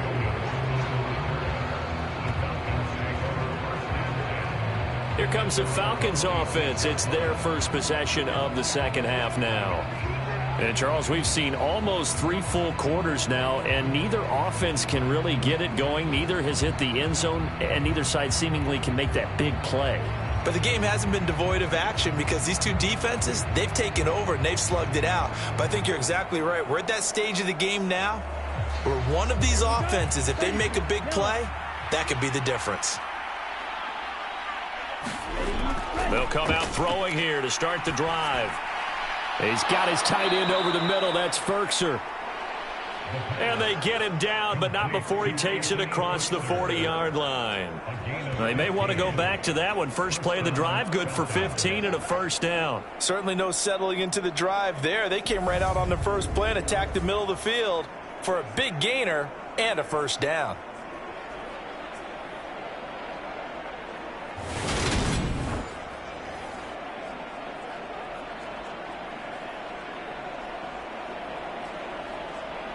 One play has him up past the 40 already, and another 1st and 10. Now back to throw. Into a sea of defenders and intercepted. Picked off by Paulson Adebo. And the Saints are going to have great field position here as this is returned just shy of midfield. Well, this is something we've seen before, partner. We've seen a defense bait a rookie, pretend to leave a window open, and then the defensive back jumped it as soon as the ball was released. Big-time play. They love taking advantage of the youngsters, and in this case, it paid off well. Out onto the field comes New Orleans. They start near midfield following the interception as they begin 1st and 10.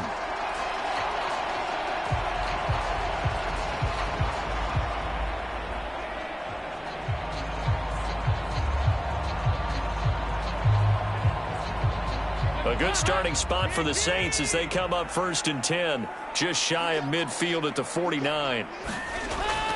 They begin on the ground with Kamara. And the result here, a pickup of 8. Leaves him with 2 to go on 2nd down. A good run there on 1st down, and it'll leave him with a 2nd and 2.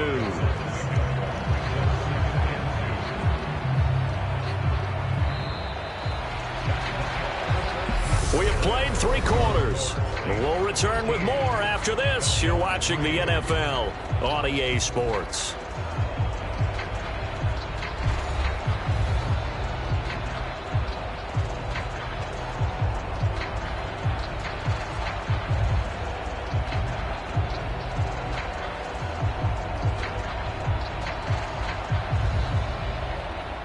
Eight yards the gain on that last run. Here's 2nd and a couple.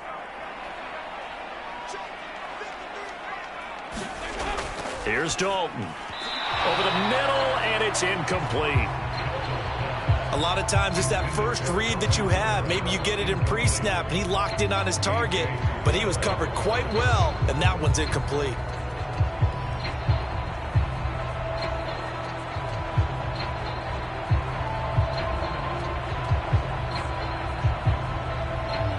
The Saints on 3rd down, 3 for 7 so far in this game. Here it's 3rd and 2. A 10th carry for Kamara. And he won't be close to a 1st down as he runs into a wall right around the line of scrimmage. Call it no gain there, and it leads to a 4th down. This late in the game, Charles, I think you maybe seriously have to think about going for it. Especially where they are in terms of field position, because this is almost like no man's land. Might hurt your punter because there might not be enough space, maybe too far for your field goal kicker. I'm like the old rule. Possession is 9/10 of the law. Possession is 9/10 of winning the game. Go for it. Get the first down. Close it out.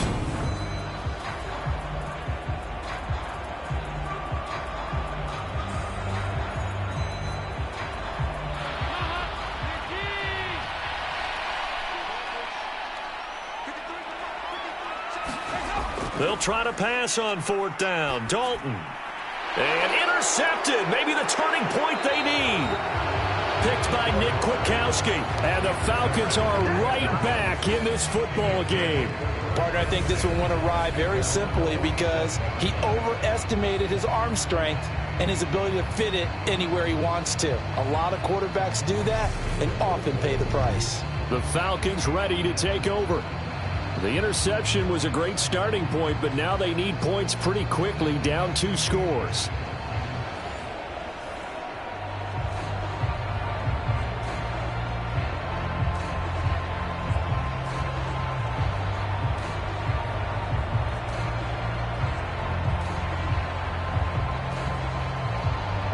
Good starting field position for them as they come up 1st and 10 on their side of midfield at the 47.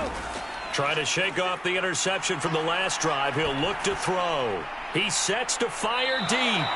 He's got a man. Complete. And he'll go out of bounds inside the 15-yard line. A gain of 39 that time.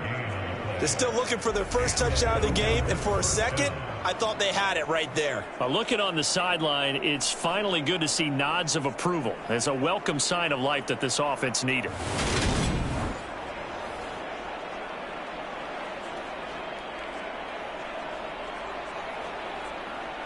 So how about this for field position after the big play? Inside the 15 now as they come up on 1st and 10. Well, they'll run it here on the jet sweep. And he'll fight his way down right around the 12. David Onyemata there on the tackle. Let's just make this one succinct. Nice job there. All 11 guys on defense diagnosing the jet sweep and putting it down.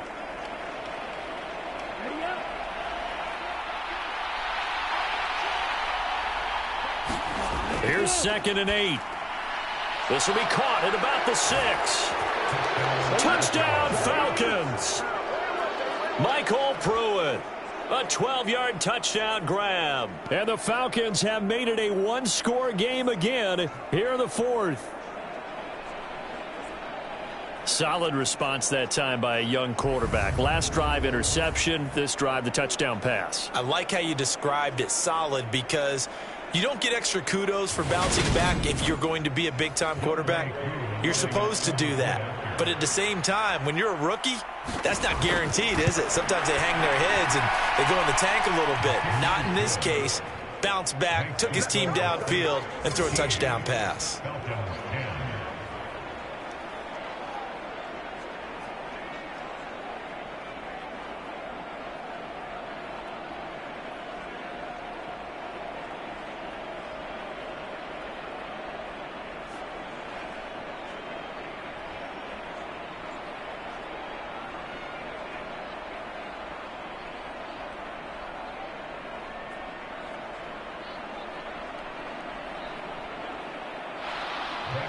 Following the touchdown now, it's Bradley Pinion on to kick this one away.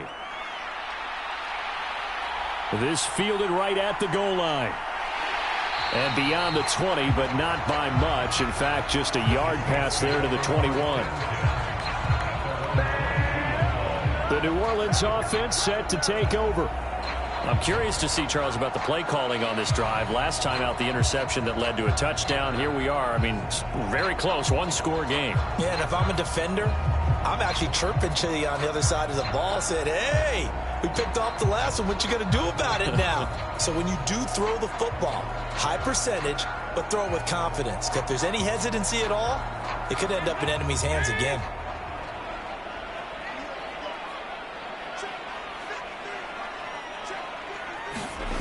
Play action here with Dalton. And that is incomplete. He couldn't hold on through the contact. Brings up second down. This has certainly been a physical game so far. Limited scoring opportunities for both sides. And there's another chance that goes unfulfilled.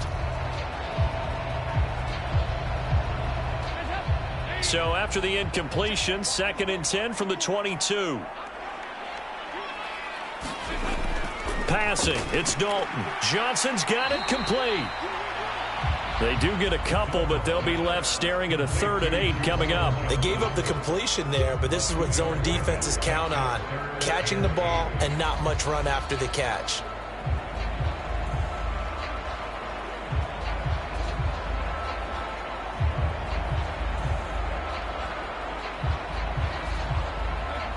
They'll be in search of 8 yards here as they hope to convert the first down. So Dalton now. And this one complete to Smith.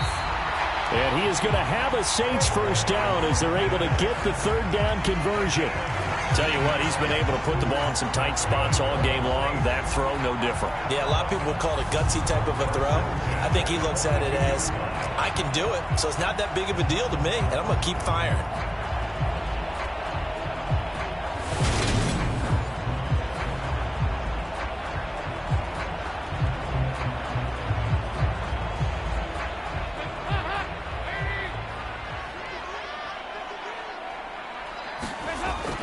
Trying to run down some clock with Kamara. And not a whole lot of room to operate there on the first down run. He gets maybe 3. I like a guy who understands the situation. I also like a guy who you look at him and you say, that looks like a guy who knows the coach is going to say, guess what? You drop this one, you'll be carrying around the training facility for an entire week. Maybe flashback to high school or college, carrying it around campus, right? The old gauntlet drill, right? Anyone get the ball out while he's sitting in class and bring it back to the coach? He's in big trouble.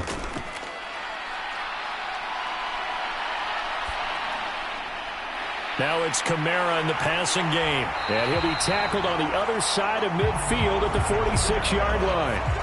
Well, clear running situation. Trying to take time off the clock. He ran the previous play, set that play action up nicely. Boy, did they ever, because they had shown the ability to run the football. So now you lose your keys as a defense. You dive for the running play, and they hit them over the top. 3 points separating these two sides with 2 minutes left to go in the 4th. So it's Saints football as we get you reset. They've got a 1st and 10 as they look to try and finish this one off. And not totally home free yet, but it's looking good as they come up 1st and 10. Kamara up the middle. He'll work his way up the middle for a gain of about 4, 2nd down. And now we'll see a timeout used on defense as they stop it right out of the break with 1:57 to go in the ball game.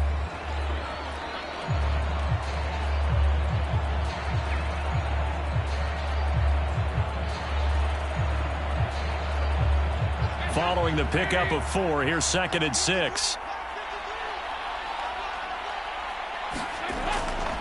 Again, it's Kamara. The Falcons going to use the 2nd of their timeouts. That'll leave them with just 1 remaining in this 4th quarter of play.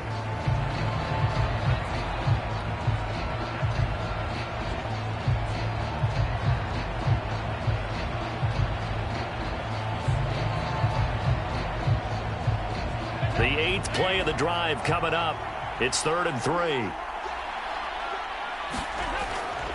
Now a handoff. Here's Kamara. And he's going to get this inside the 30. Now the defense will burn their 3rd and final timeout. And they'll be disappointed to have to burn one there after giving up the first down.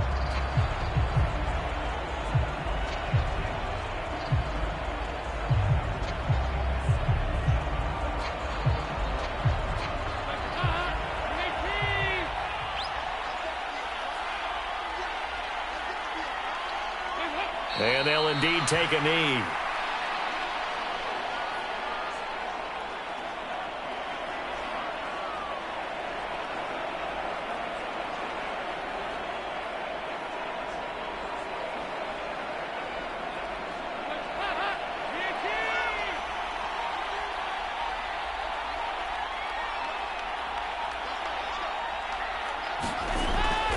On on second down, Kamara. And some room to roam now. And some determined running there as he'll pick his way down to the 12-yard line. A big pickup there, and without question, that should be more than enough to wrap this one up. This defense needs a big play in the worst way because so far, they're not putting up much of a fight. If they don't get a stop here soon, this game could be over for them.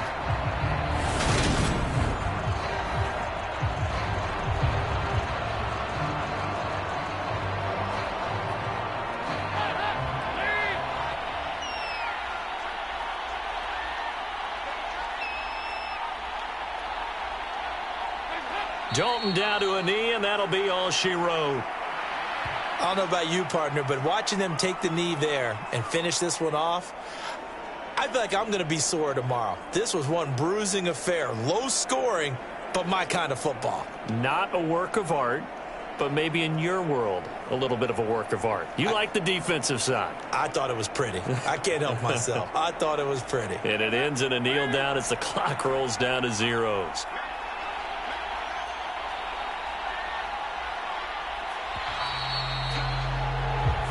So this one a victory here for New Orleans. And this one won't be remembered for many offensive fireworks, but they did enough to get the job done. And that's why it's a team game, because sometimes you have to lean on one part of your team.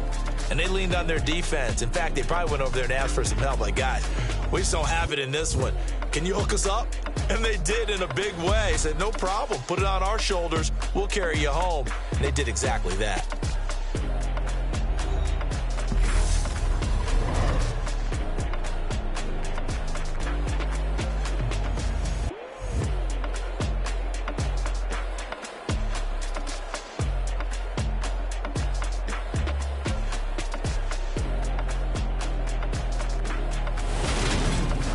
So that'll do it for us. For my partner, Charles Davis, and all the hard-working men and women on our crew, I'm Brandon Gaudin. You've been watching the NFL right here on EA Sports.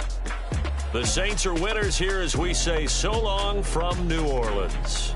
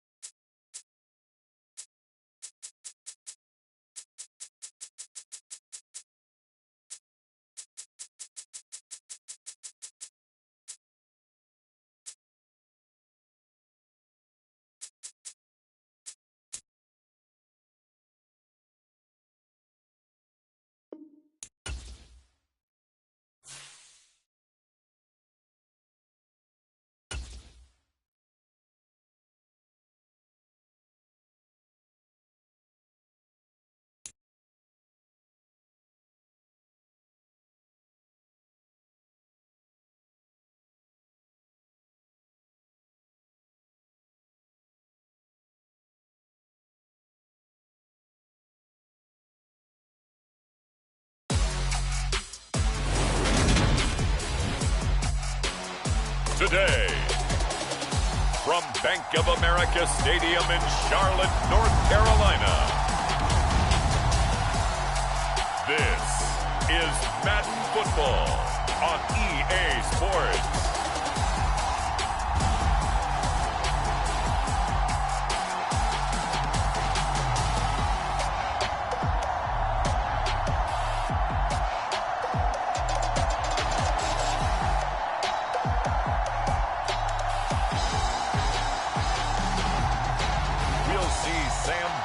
And the Carolina Panthers taking on Kenny Pickett and the Pittsburgh Steelers. EA Sports coverage of the National Football League is in uptown Charlotte, North Carolina at Bank of America Stadium.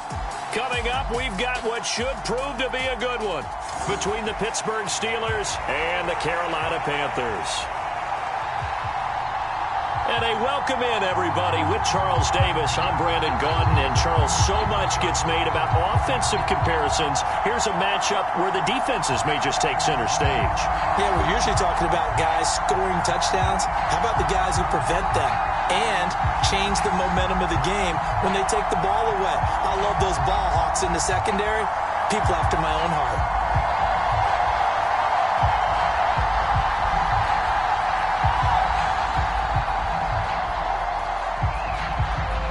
Eddie Pinheiro about set to get us going, and we are underway here in Charlotte. Fielded just outside the goal line.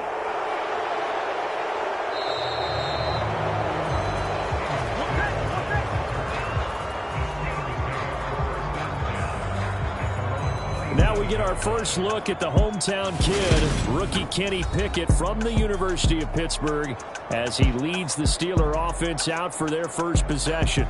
And when you watch Kenny Pickett play, you see a young man who got better every season in college and really blossomed in his final campaign, took his game to a new level, and made him a first-round pick in the NFL. He's the type of kid who can beat you with his mind, beat you with his arm, and occasionally with his legs. A tough, skilled performer. Kenny Pickett, he's got some moxie to him.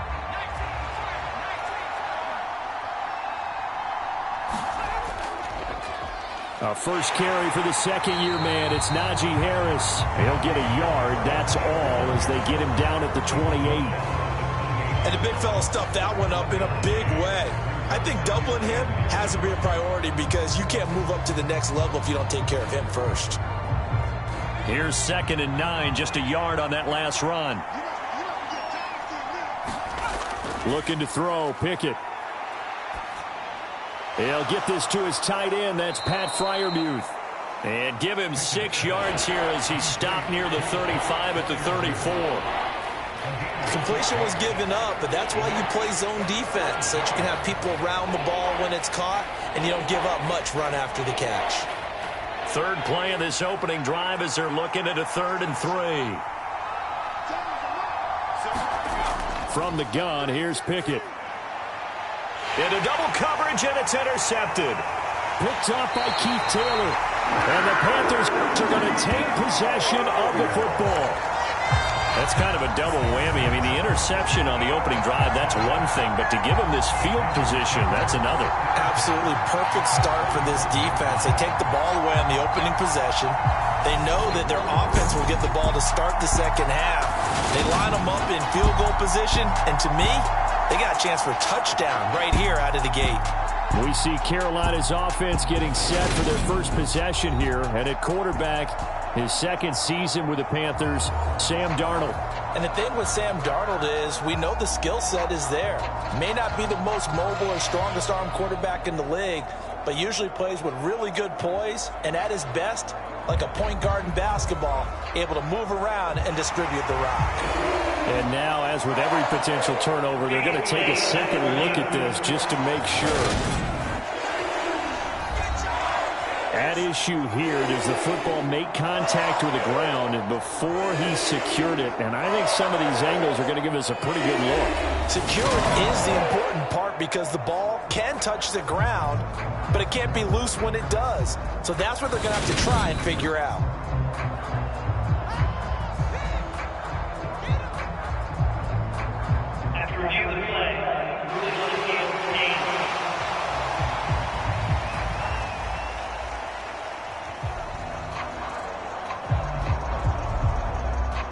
of scrimmage, the 31 now. They'll run it here. This is Deontay Foreman. It's a 7-yard carry to set them up with a 2nd and 3. The success there, Charles, coming on the outside of the field, the ground game. Curious to see if that continues as we progress. Yeah, we often talk about a variety in play calling and usually between run and pass. But in this case, with strictly the run game, you can be creative there as well. Run it inside, run it outside, keep the defense off balance. From the 24, Darnold. He gets it to Thomas. And they're going to be set up now with the ball at the 13-yard line. I know exactly what's going to be said about that play from the defensive perspective. What's that? That's why I tell all you guys we need more than one tackler to the ball. He broke the first tackle. Luckily enough, there were more people there to get him down. From the 13 now, they work on 1st and 10. Faking the give, Darnold. Escaping the pressure right. And he slides and covers up at the end as he's going to be able to pick up decent yardage. The improv on the scramble there gets him 6, and it'll be 2nd down.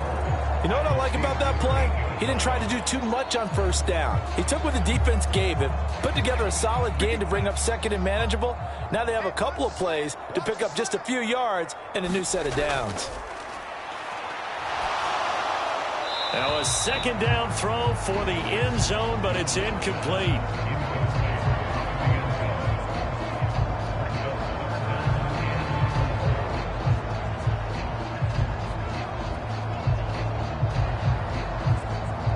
An incomplete pass on that last play, and that means they'll need to come up with something here on 3rd down.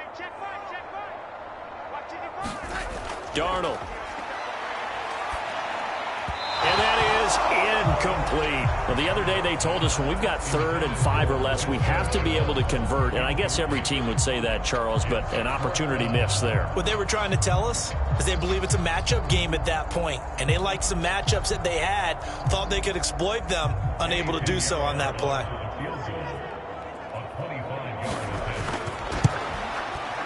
The kick by Pinheiro is good. And the Panthers stake claim to a 3-0 lead.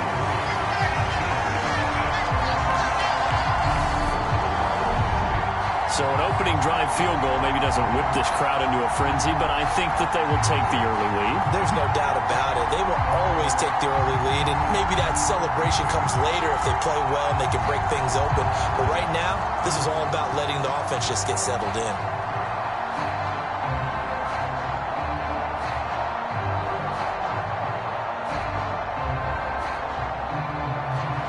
After the field goal, on to kick it away is Pinheiro. This one fielded at the 5. And out a little across the 25 to the 27.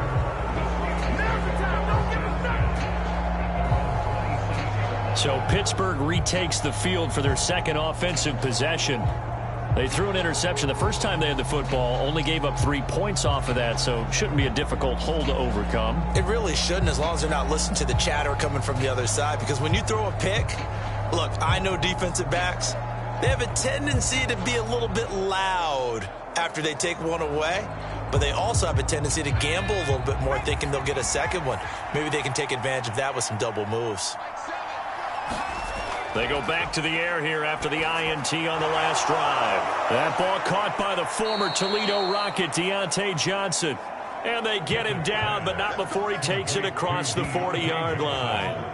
15 yards is the pickup there, and the drive starting very nicely. 1st down. Well, maybe that'll help him settle back into a groove after the interception on the first drive here, picking up the 1st to start drive number 2. And it is just starting over, isn't it? Sometimes it's just how you have to do it. You have to erase things from your mind. Don't worry about what happened before, because over the course of a game, the good players, things turn out pretty well for them, and that's what he's trying to do here. 1st and 10, here's Pickett. Again, it's Johnson. And he'll be tackled on the other side of midfield at the 46-yard line. And that's how you shake off the interception you threw on the opening drive, come back and throw another strike and gain nice yardage. And I give credit to 2 people on this one.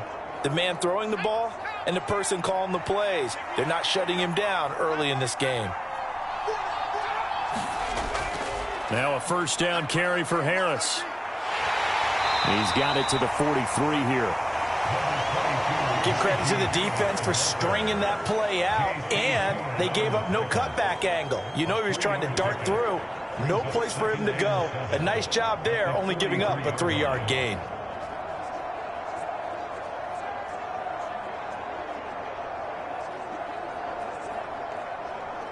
Three yards on that last carry. Here's 2nd and 7. They'll run again with Harris. And he's going to get this pretty close to a first down. Stopped at the Panthers' 38. A gain of 3 last play. This time they double it and pick up 6. Not a ton of room available on that one, but he made use of what space was available and gained decent yardage.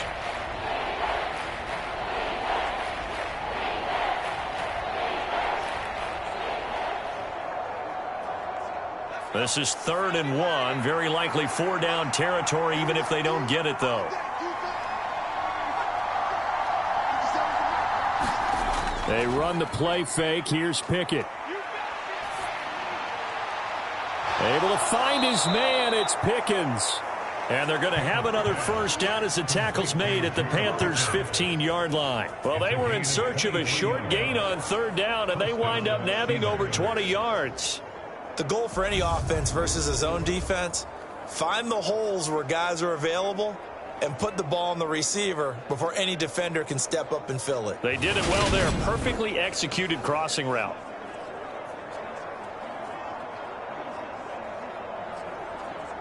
Line of scrimmage, the 15. It's 1st and 10. Inside the red zone here. They'll look to throw. Finding Pickens for another catch. And he's tackled a yard short of the marker. Good gain of 9 on first down. So the completion results there in 9 yards. And that'll give them a short yardage situation here for 2nd down. 3-0 after 1 on EA Sports.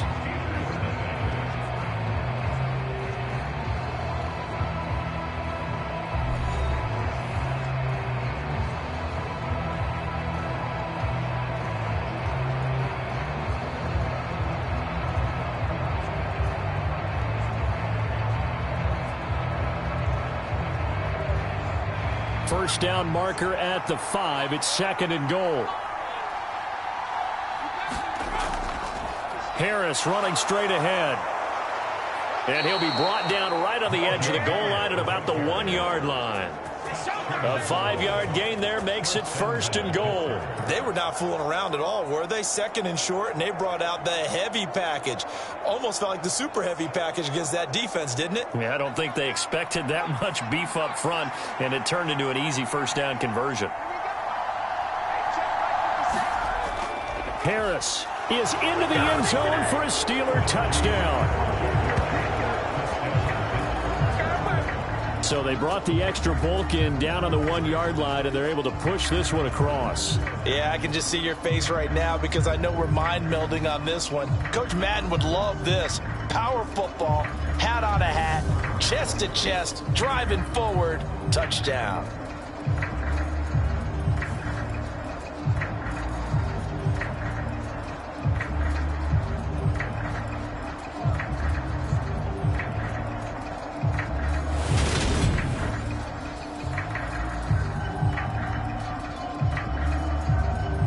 Chris Boswell now for the extra point.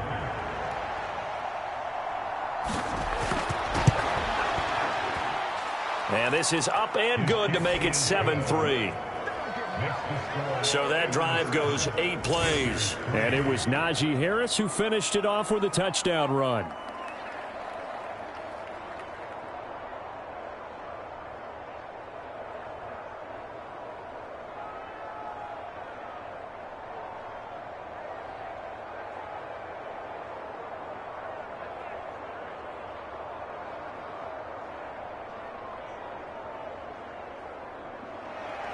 Boswell now to kick it away after the touchdown.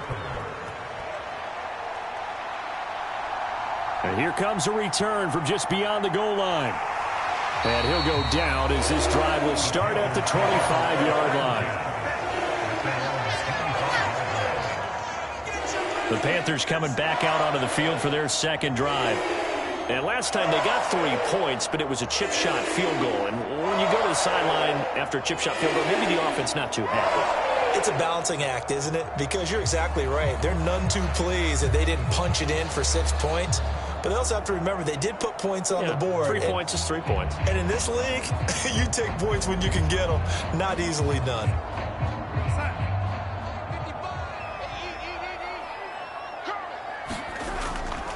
They'll start the drive with a give to Foreman. They'll be brought down on the 30-yard line after a gain of 6. They'd love to just strike back with a touchdown right here, and if it's a long play, so be it. But the main goal, get a couple of first downs, run some plays, run some clock, allow their defense to get a chance to catch their breath, settle down, and relax a little bit after they just gave up a score. They run again with Foreman, and he'll be upended at the 33 following a gain of 3. And guess what? It brings up 3rd down. Just not a whole lot of room to operate there on that carry. No, not at all. They did a really nice job staying in their proper places and not allowing any lanes to open up.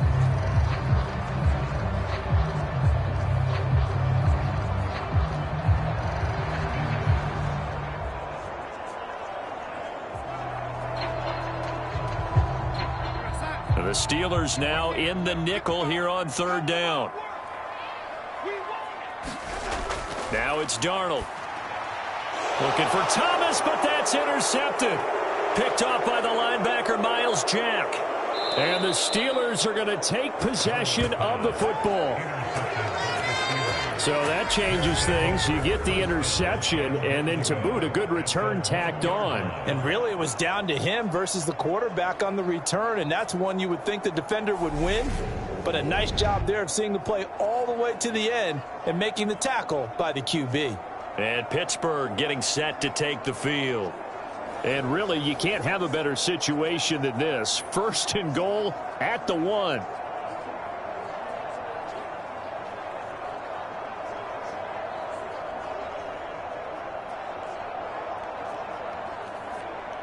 Suddenly, it's 1st and goal after the interception. A quick change in the situation here.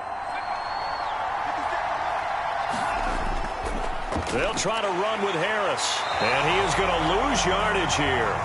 Call it a full 3 yards in the wrong direction there. Brings up 2nd down. 2 things to watch. First is strength and being able to break out that initial contact. But at his size, once you slow his momentum, it's hard for him to get it started again and end up tackling him behind the line of scrimmage.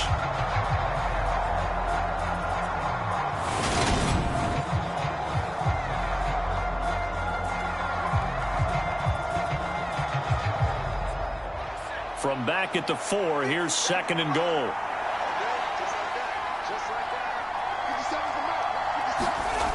Back to throw, Pickett. Buying time to his left. And he's in. Touchdown, Steelers. Kenny Pickett taking it in from 4 yards out. And the Steelers are able to strike quickly to add on to their lead. I'm pretty sure that was a passing play, but he took off pretty quickly and ran with it. Love his decisiveness on it because you're exactly right. He was supposed to go back in the pocket and survey the field and throw the football. But when that hole opened, he just said, forget it, let's go. And boy, did that work out well.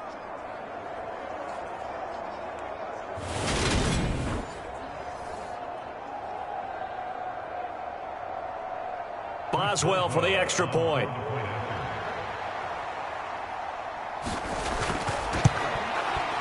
And this one's right through to make it a 14-3 ball game. They had the short field, and they made quick work of it. Just 2 plays to get into the end zone.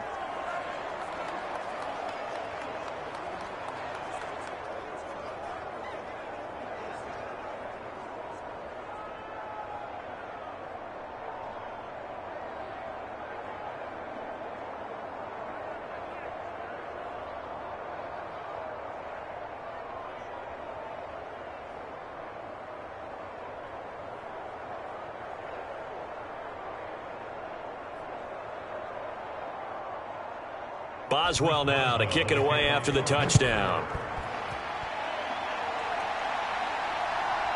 From a couple yards deep, he'll bring it out of the end zone. And they'll get him down right around the 25, actually the 26 officially, so a net gain of 1 there. The Carolina offense about ready to go. As the offense comes out here, Charles, maybe perhaps a bit more of a focus on the run game for this drive after tossing an interception on the previous one? I think that's a good way to look at it and a good way to think about it, but maybe they get to it in a little bit different way, because after you throw an interception, you want to make sure you keep your quarterback's confidence high. So maybe you give him a couple easy throws that he can complete and then get to the running game and try and get things settled down. And still in the first half here, a long way to go. A run by Foreman to start the drive. And that to the 30. It'll be second down. I feel like I could see what he was thinking on that carry. Wanted to follow that big tackle through the hole. Ended up only getting 4 yards on the carry. I think he had designs on that one being bigger.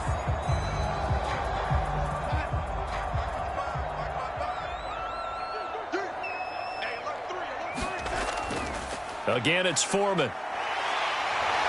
And he'll be brought down right around the 37. 7 yards there and a first down. And that's a nice pickup of a first down on that second down run. And at that yardage gained, they can run that play on any down. Line of scrimmage, the 37 on 1st and 10. Here's Foreman. And hit behind the line. He lost the football. It's loose. And it's picked up by the Steelers. And he will return this one to the 30-yard line. And a little careless there, Charles, on that carry. And it's not just having 2 hands on the ball. It's tucking it away. It's using your body to keep people shielded off. It's so many different things into taking care of it and having ball security. In that case, though, we didn't see it happen. Pittsburgh set to take over again on offense. Well, they've got to be saying, boy, thanks for this field position. Yeah, remember their last drive in which they scored a touchdown. That one also began in excellent field position, so let's see if they can capitalize a second time.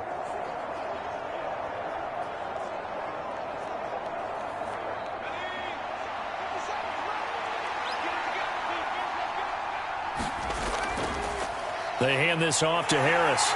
And he'll power ahead, but only for about 3 yards. Second down coming up. He did have the touchdown run earlier, but not a heck of a lot more than that throughout this game. No, not at all. In fact, I would say that this defense has done as good of a job on him as they have on any runner in recent memory.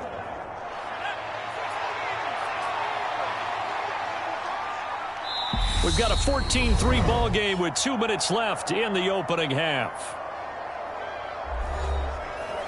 A reminder, coming up at halftime, Jonathan Coachman will join us from Orlando with our halftime report. But business to take care of before we get there. A 2-minute drill before the coach's 2-minute drill.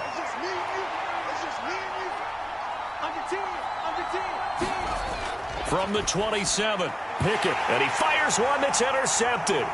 Picked off by J.C. Horn.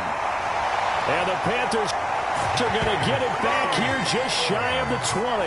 I believe this is what you would call growing pains here, partner, because this defense obviously took the challenge facing the rookie, and they wanted to help indoctrinate him to the NFL. So now the big question is, can he answer that challenge and rebound with plenty of time remaining in this game? Here's the Carolina offense as they get ready to take over here.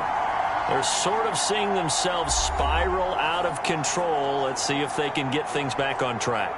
And this is where the coach is walking that line of being calm and really being firm with his team.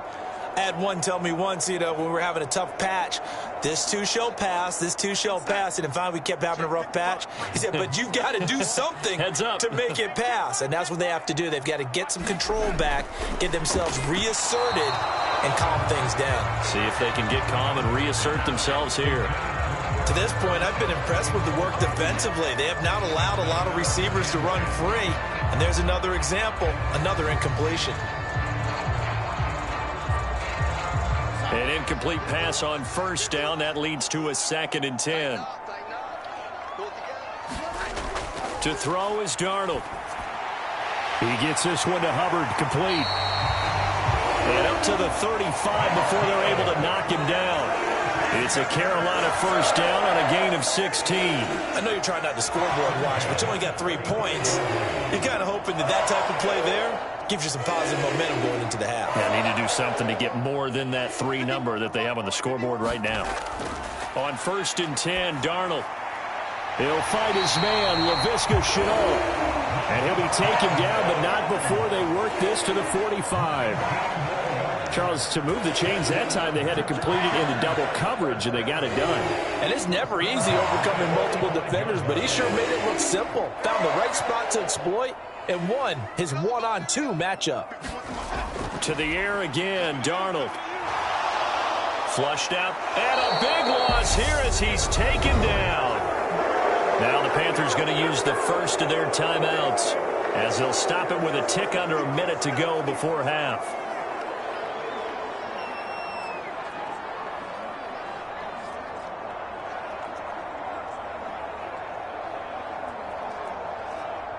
After the sack, they're staring at a challenge basically from the other side of town. It's 2nd and a country mile.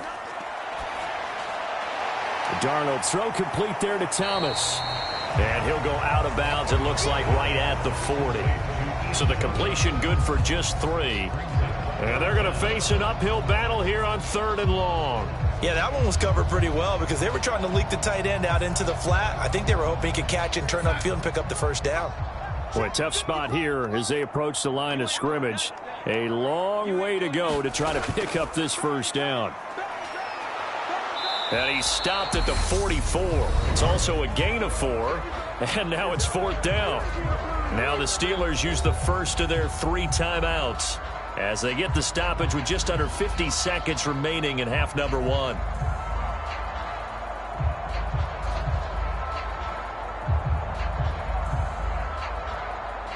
So on 4th down, here's Johnny Hecker to punt it away. Back deep is Gunnar Olszewski.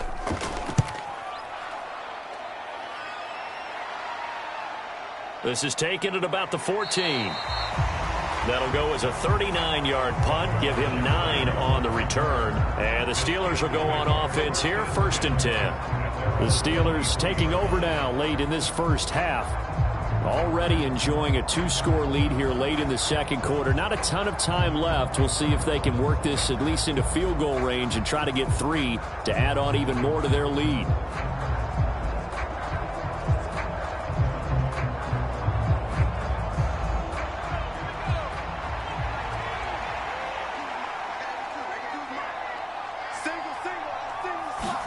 Trying to shake off the interception. He'll look to throw. Got an open man. It's Pickens.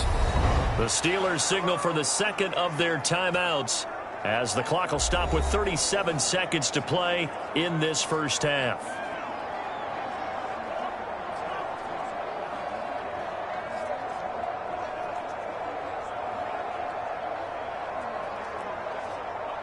From all the way up at the 38 now after a good start to the drive. Pickett to throw on 1st down. He gets this one to Johnson. It'll go down as a gain of 6, and it'll be 2nd down. They kept the receiver in the short field, but that let his quarterback get the ball quickly to him before either guy in double coverage could react. Now the offense will burn their 3rd and final timeout. And with halftime on the horizon, they'll be out of timeouts from here forward.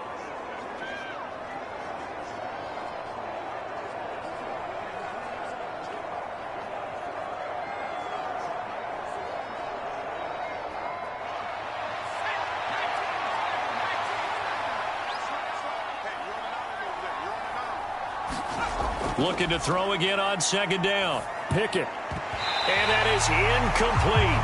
So 17 seconds now on the clock here. Normally you think the tight end's going to be able to catch the football and handle that contact, but in this case, maybe a little too much target to hit. That one was timed well. Incomplete. Now they face a 3rd down and 4 after that incompletion on 2nd down. On the give, this is Harris. He will have the first down as he's brought down up near midfield. Give him 4 yards there, and that should be the final play of this first half.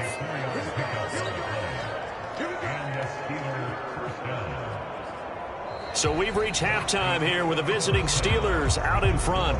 As we'll send you down the coast now to Orlando, that's where we find Jonathan Coachman, ready with our EA Sports Halftime Report. Coach. All right, Brandon, thanks very much. Welcome, everyone, to our brand-new studios here in downtown Orlando and the EA Sports Halftime Report. This one has been a hard-hitting affair to this point, and you got to expect we'll see more of the same in the second half. And to bring the action your way, let's get it right back out to Brandon Gaudin. All right, Coach, thank you, and we welcome everyone back for quarter number 3.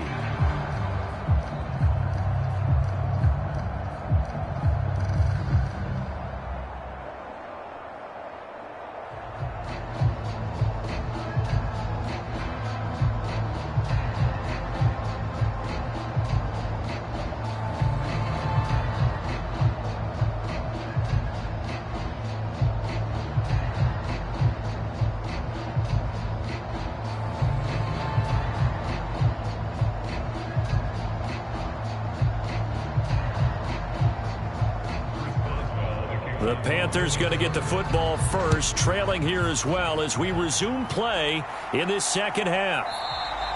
And the half will begin with a touchback. Out come the Panthers. They'll have it first on offense in the third quarter. Charles, it'll be interesting to see what adjustments this offense made in the locker room. Haven't really been able to get anything going offensively, virtually nothing in the ground attack either. So certainly something has to change here in quarter 3. And I'm pretty sure their friends from the defensive side of the ball told them exactly that, because those guys, the stop troops, they've been playing pretty well, and they've kept them around in this game. Now they got some time. The running game struggled in the first half. Opposition knows how to focus on defending the pass here. They've got to re-energize that ground game and maybe open things up for a comeback here in this half. A gain of 3, second down. Not a huge carry there on first down, but not all of them will be. But still, all in all, a positive play for the offense. It's all about picking up at least a few to set up what you're going to do here on second down.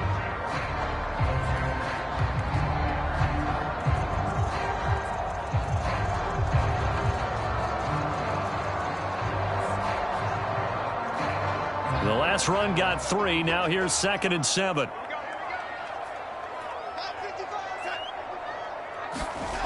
Here's Darnold. And Thomas has it. That was an okay hook up there with his tight end, but unfortunately, they didn't get the kind of yards they had hoped for. That's going to bring up third down.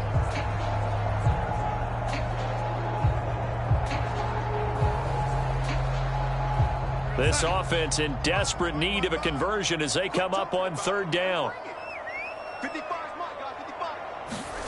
Darnold now to throw. And he will find the open man. It's DJ Moore. And he is going to have a Panthers first down as they're able to get the third down conversion.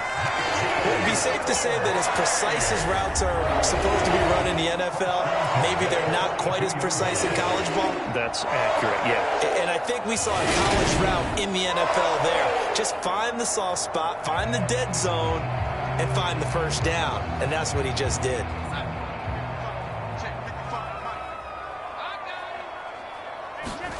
On first down, Darnold. He finds his man, complete. That's Hubbard. And he'll be taken down, but not before they work this to the 45. A couple of first downs right in succession, and this is an offense that can really use a good drive, and they're off to a fast start here.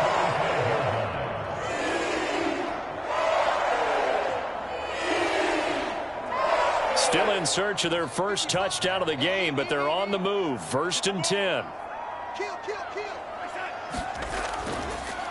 Straight ahead with Hubbard.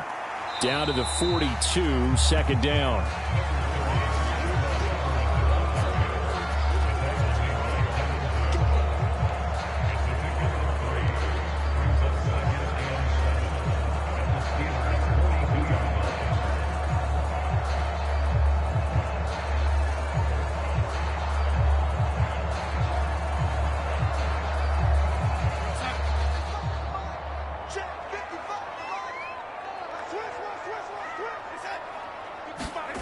On 2nd and 7, Darnold to the right side and complete to Thomas. They had 3 yards on first down, just 1 yard there. Got to give credit where it's due. Really nice defense on that play. The pitch and catch was successful, but not any run after it.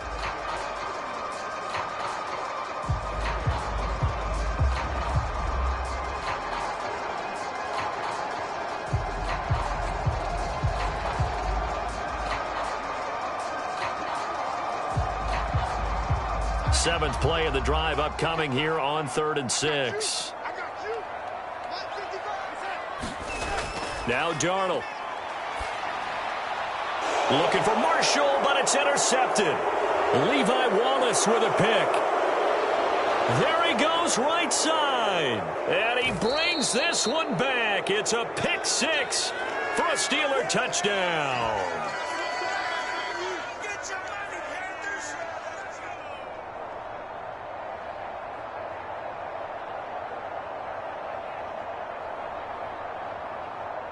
Extra point now by Boswell.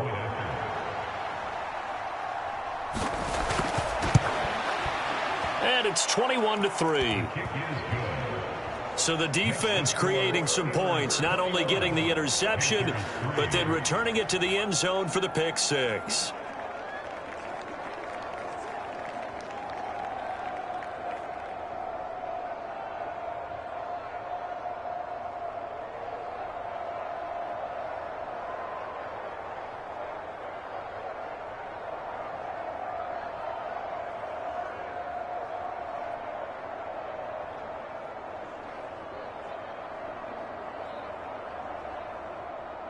So they throw the pick 6. They'll get another shot at it now as this one's in the air.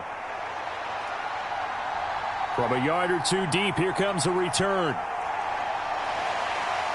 And they'll get him down right around the 25, actually the 26 officially, so a net gain of 1 there. Here are the Panthers now as their offense comes back out onto the field. I kind of feel like they've reached a do-or-die point in this game, Charles. If they're going to try to pull off an impressive comeback, it has to start right here, right now. Yeah, now they've got a final chance to get out of this situation, but they also understand they've got to move the ball and move it fast. In addition, they need to save as much time so they can get 2 more possessions. Darnold and the Panthers now with a 1st and 10 here. At their own 26. The drive starts with Foreman on the ground. And nothing much materializing there on the first down run. He'll get a couple, and that's it. They suspected it was a power play up the middle coming at them, and boy, were they right. That defense got downhill in a hurry and limited them to just a couple on first down. The last run good for 2. Here's 2nd and 8. A carry for Foreman. He'll be hit down at the 33, 5 yards on the play.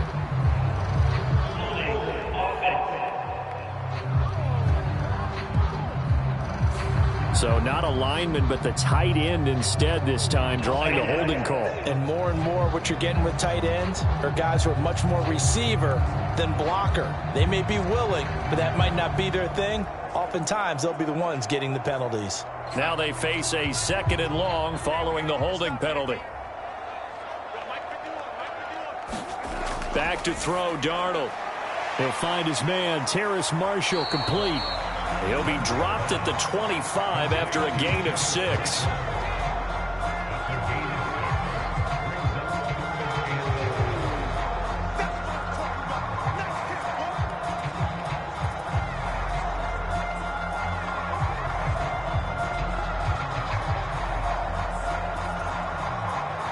This offense in desperate need of a conversion as they come up on 3rd down.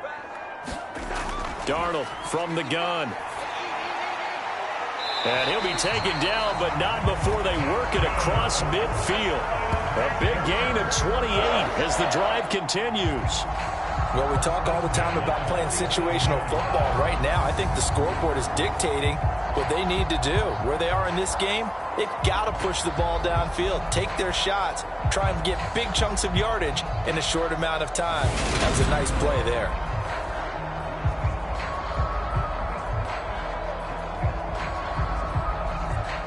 Operating out of Steeler territory now. Here's 1st and 10 at the 47. Here's Darnold. This is Chenault on the receiving end. And he'll be brought down just shy of the 40. I always laugh when people say, what's the toughest route to defend? And I'm like, any of them, especially if it's a good receiver. That makes things very difficult. But when you're running a drag route, something short, shallow, going through defenders, using guys almost as screens in order to get open, that makes things tough for guys trying to get to the football.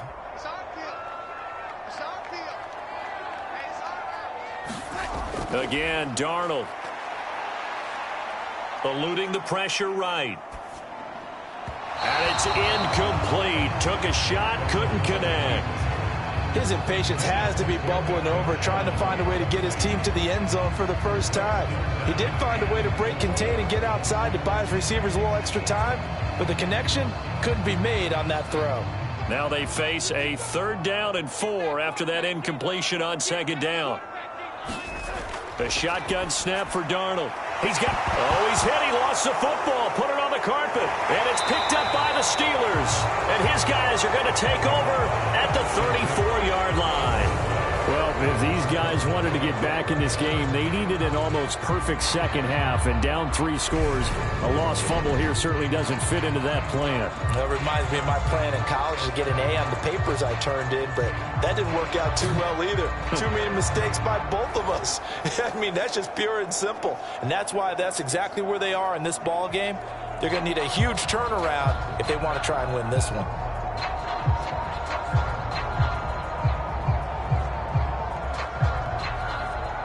Pickett leads the Steelers up here with a fresh set of downs at the 34. Harris will start the drive out. This will be stopped about 2 yards shy of the marker. 8-yard gain, 2nd and 2. Getting had a ton of success here so far, but you get the feeling that he might be on the verge of popping one. Yeah, even on that one, there was a little bit of a hole, but it closed there quickly at the end. 8 yards the tally on that 1st down run. Here's 2nd and 2. Off play action. Pickett. That'll be caught. It's Steven Sims. A gain of 5, good enough for the 1st down.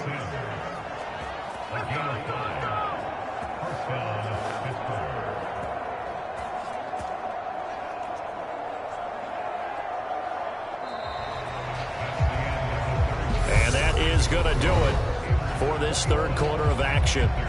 We'll return with more after this. This is the NFL, and it's on EA Sports.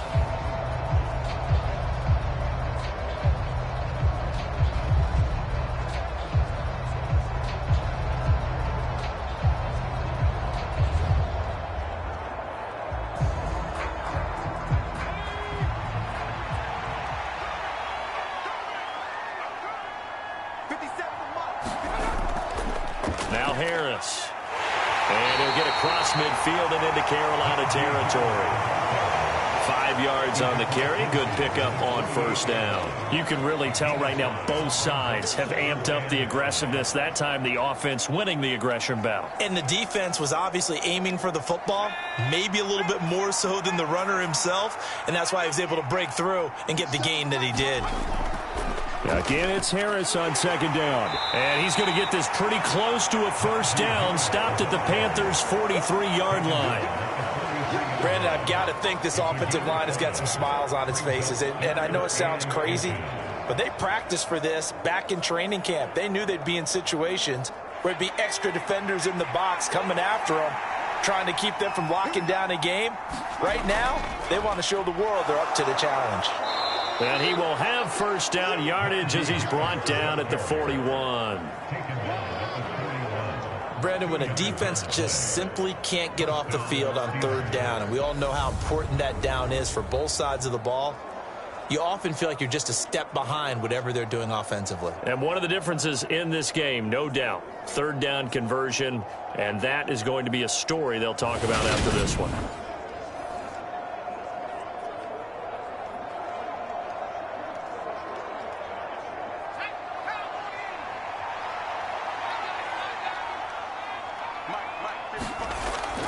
They'll keep it on the ground. Harris again. And he'll bring this one inside the 35. 47 yards rushing for him now to this point. Starting to become a tough spot for this defense. You're down fourth quarter, looking a little fatigued maybe on that side of the ball. Partner, we've seen this before, haven't we? Because every coach we've ever talked to says body language is important. And now you're seeing guys with their hands on their hips, they're bent over, hands on their knees. And the offensive guys, they're just saying, let's just keep running it at them. We've got them now. And this won't be enough to pick up the first. A gain of 2, 3rd and 1. Now, that's a mountain of a man that just made that stop, isn't it? But he's more than that. This guy's nimble and quick. More than a space eater. He just made a great play there. And the Steelers on 3rd down. They've been good, 3 for 4 thus far. They're up against a 3rd and 1 situation. Pickett sets up play action. Finding Harris over the middle. And he'll be marked down at about the 26-yard line. Now, that's a big pickup right there, and so often we focus on how the quarterback's faking up play action. How about everyone being in on the deal and picking it up? Second, third levels, you could see them trying to recover. They bit. Worked out offensively.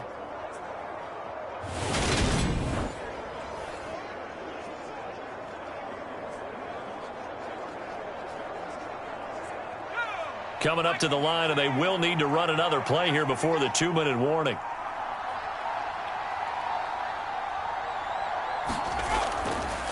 They'll run with Harris. And they've got it in the red zone now, down at about the 19. Give him 7 yards on the carry, and it will take us to the 2-minute warning. So the Steelers with the football as we get you reset. And you'd have to figure they're just looking to burn these final 2 minutes away and get out of here with a victory. 3 yards remain for 2nd down.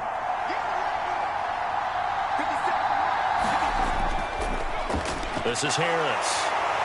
And they'll bring him down at the 13-yard line. 7 yards there and a 1st down. I have to chuckle to myself a little bit, Brandon, because right now I could be in that huddle with that offensive line. I know exactly what they're saying. If you call a pass play here, we're going to call timeout. Run the football. We've got control of this thing. Get in behind us and let's go. Their time to shine.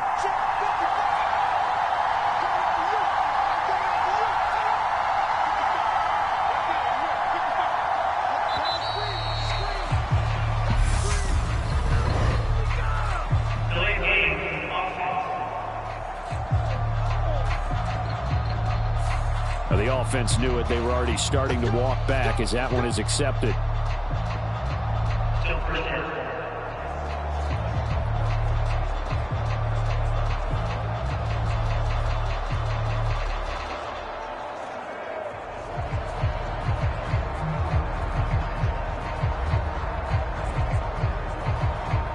Now they need 15 yards on this series after the delay of game. 1st and 15.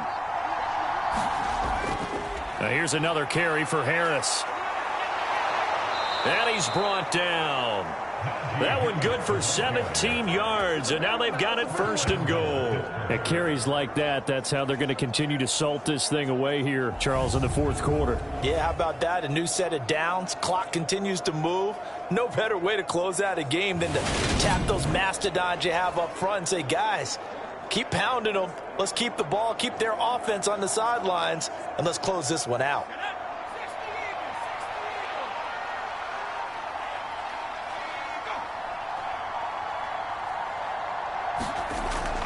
They'll try and run with Harris. Try to find a lane, but instead he'll get back to the line of scrimmage. And no more. No gain on the play that time, and it sets up 2nd and goal. They've called his number a lot this afternoon. You wonder how much tread is left on those tires. We certainly do, but I always think back to one of my favorite coaches in the NFL, and he used to have a meeting with his running backs every year in the offseason and say, look, as many times as you're going to carry the ball, you should be able to carry it one more time, so make sure you get in shape. So this one in the win column for the Pittsburgh Steelers. And, you know, it wasn't a shutout. They did give up the points in the 1st quarter, but 2nd, 3rd, and 4th quarter, they held them scoreless. Brandon, if you throw a shutout for quarters 2, 3, and 4, you're going to win a lot of games in this league. And this felt a lot like, almost like if you say baseball, and the pitcher goes through the lineup the first time and the hitters get to see him, and then they come out after that and the bats start blazing, right? I think they saw their best stuff in the first.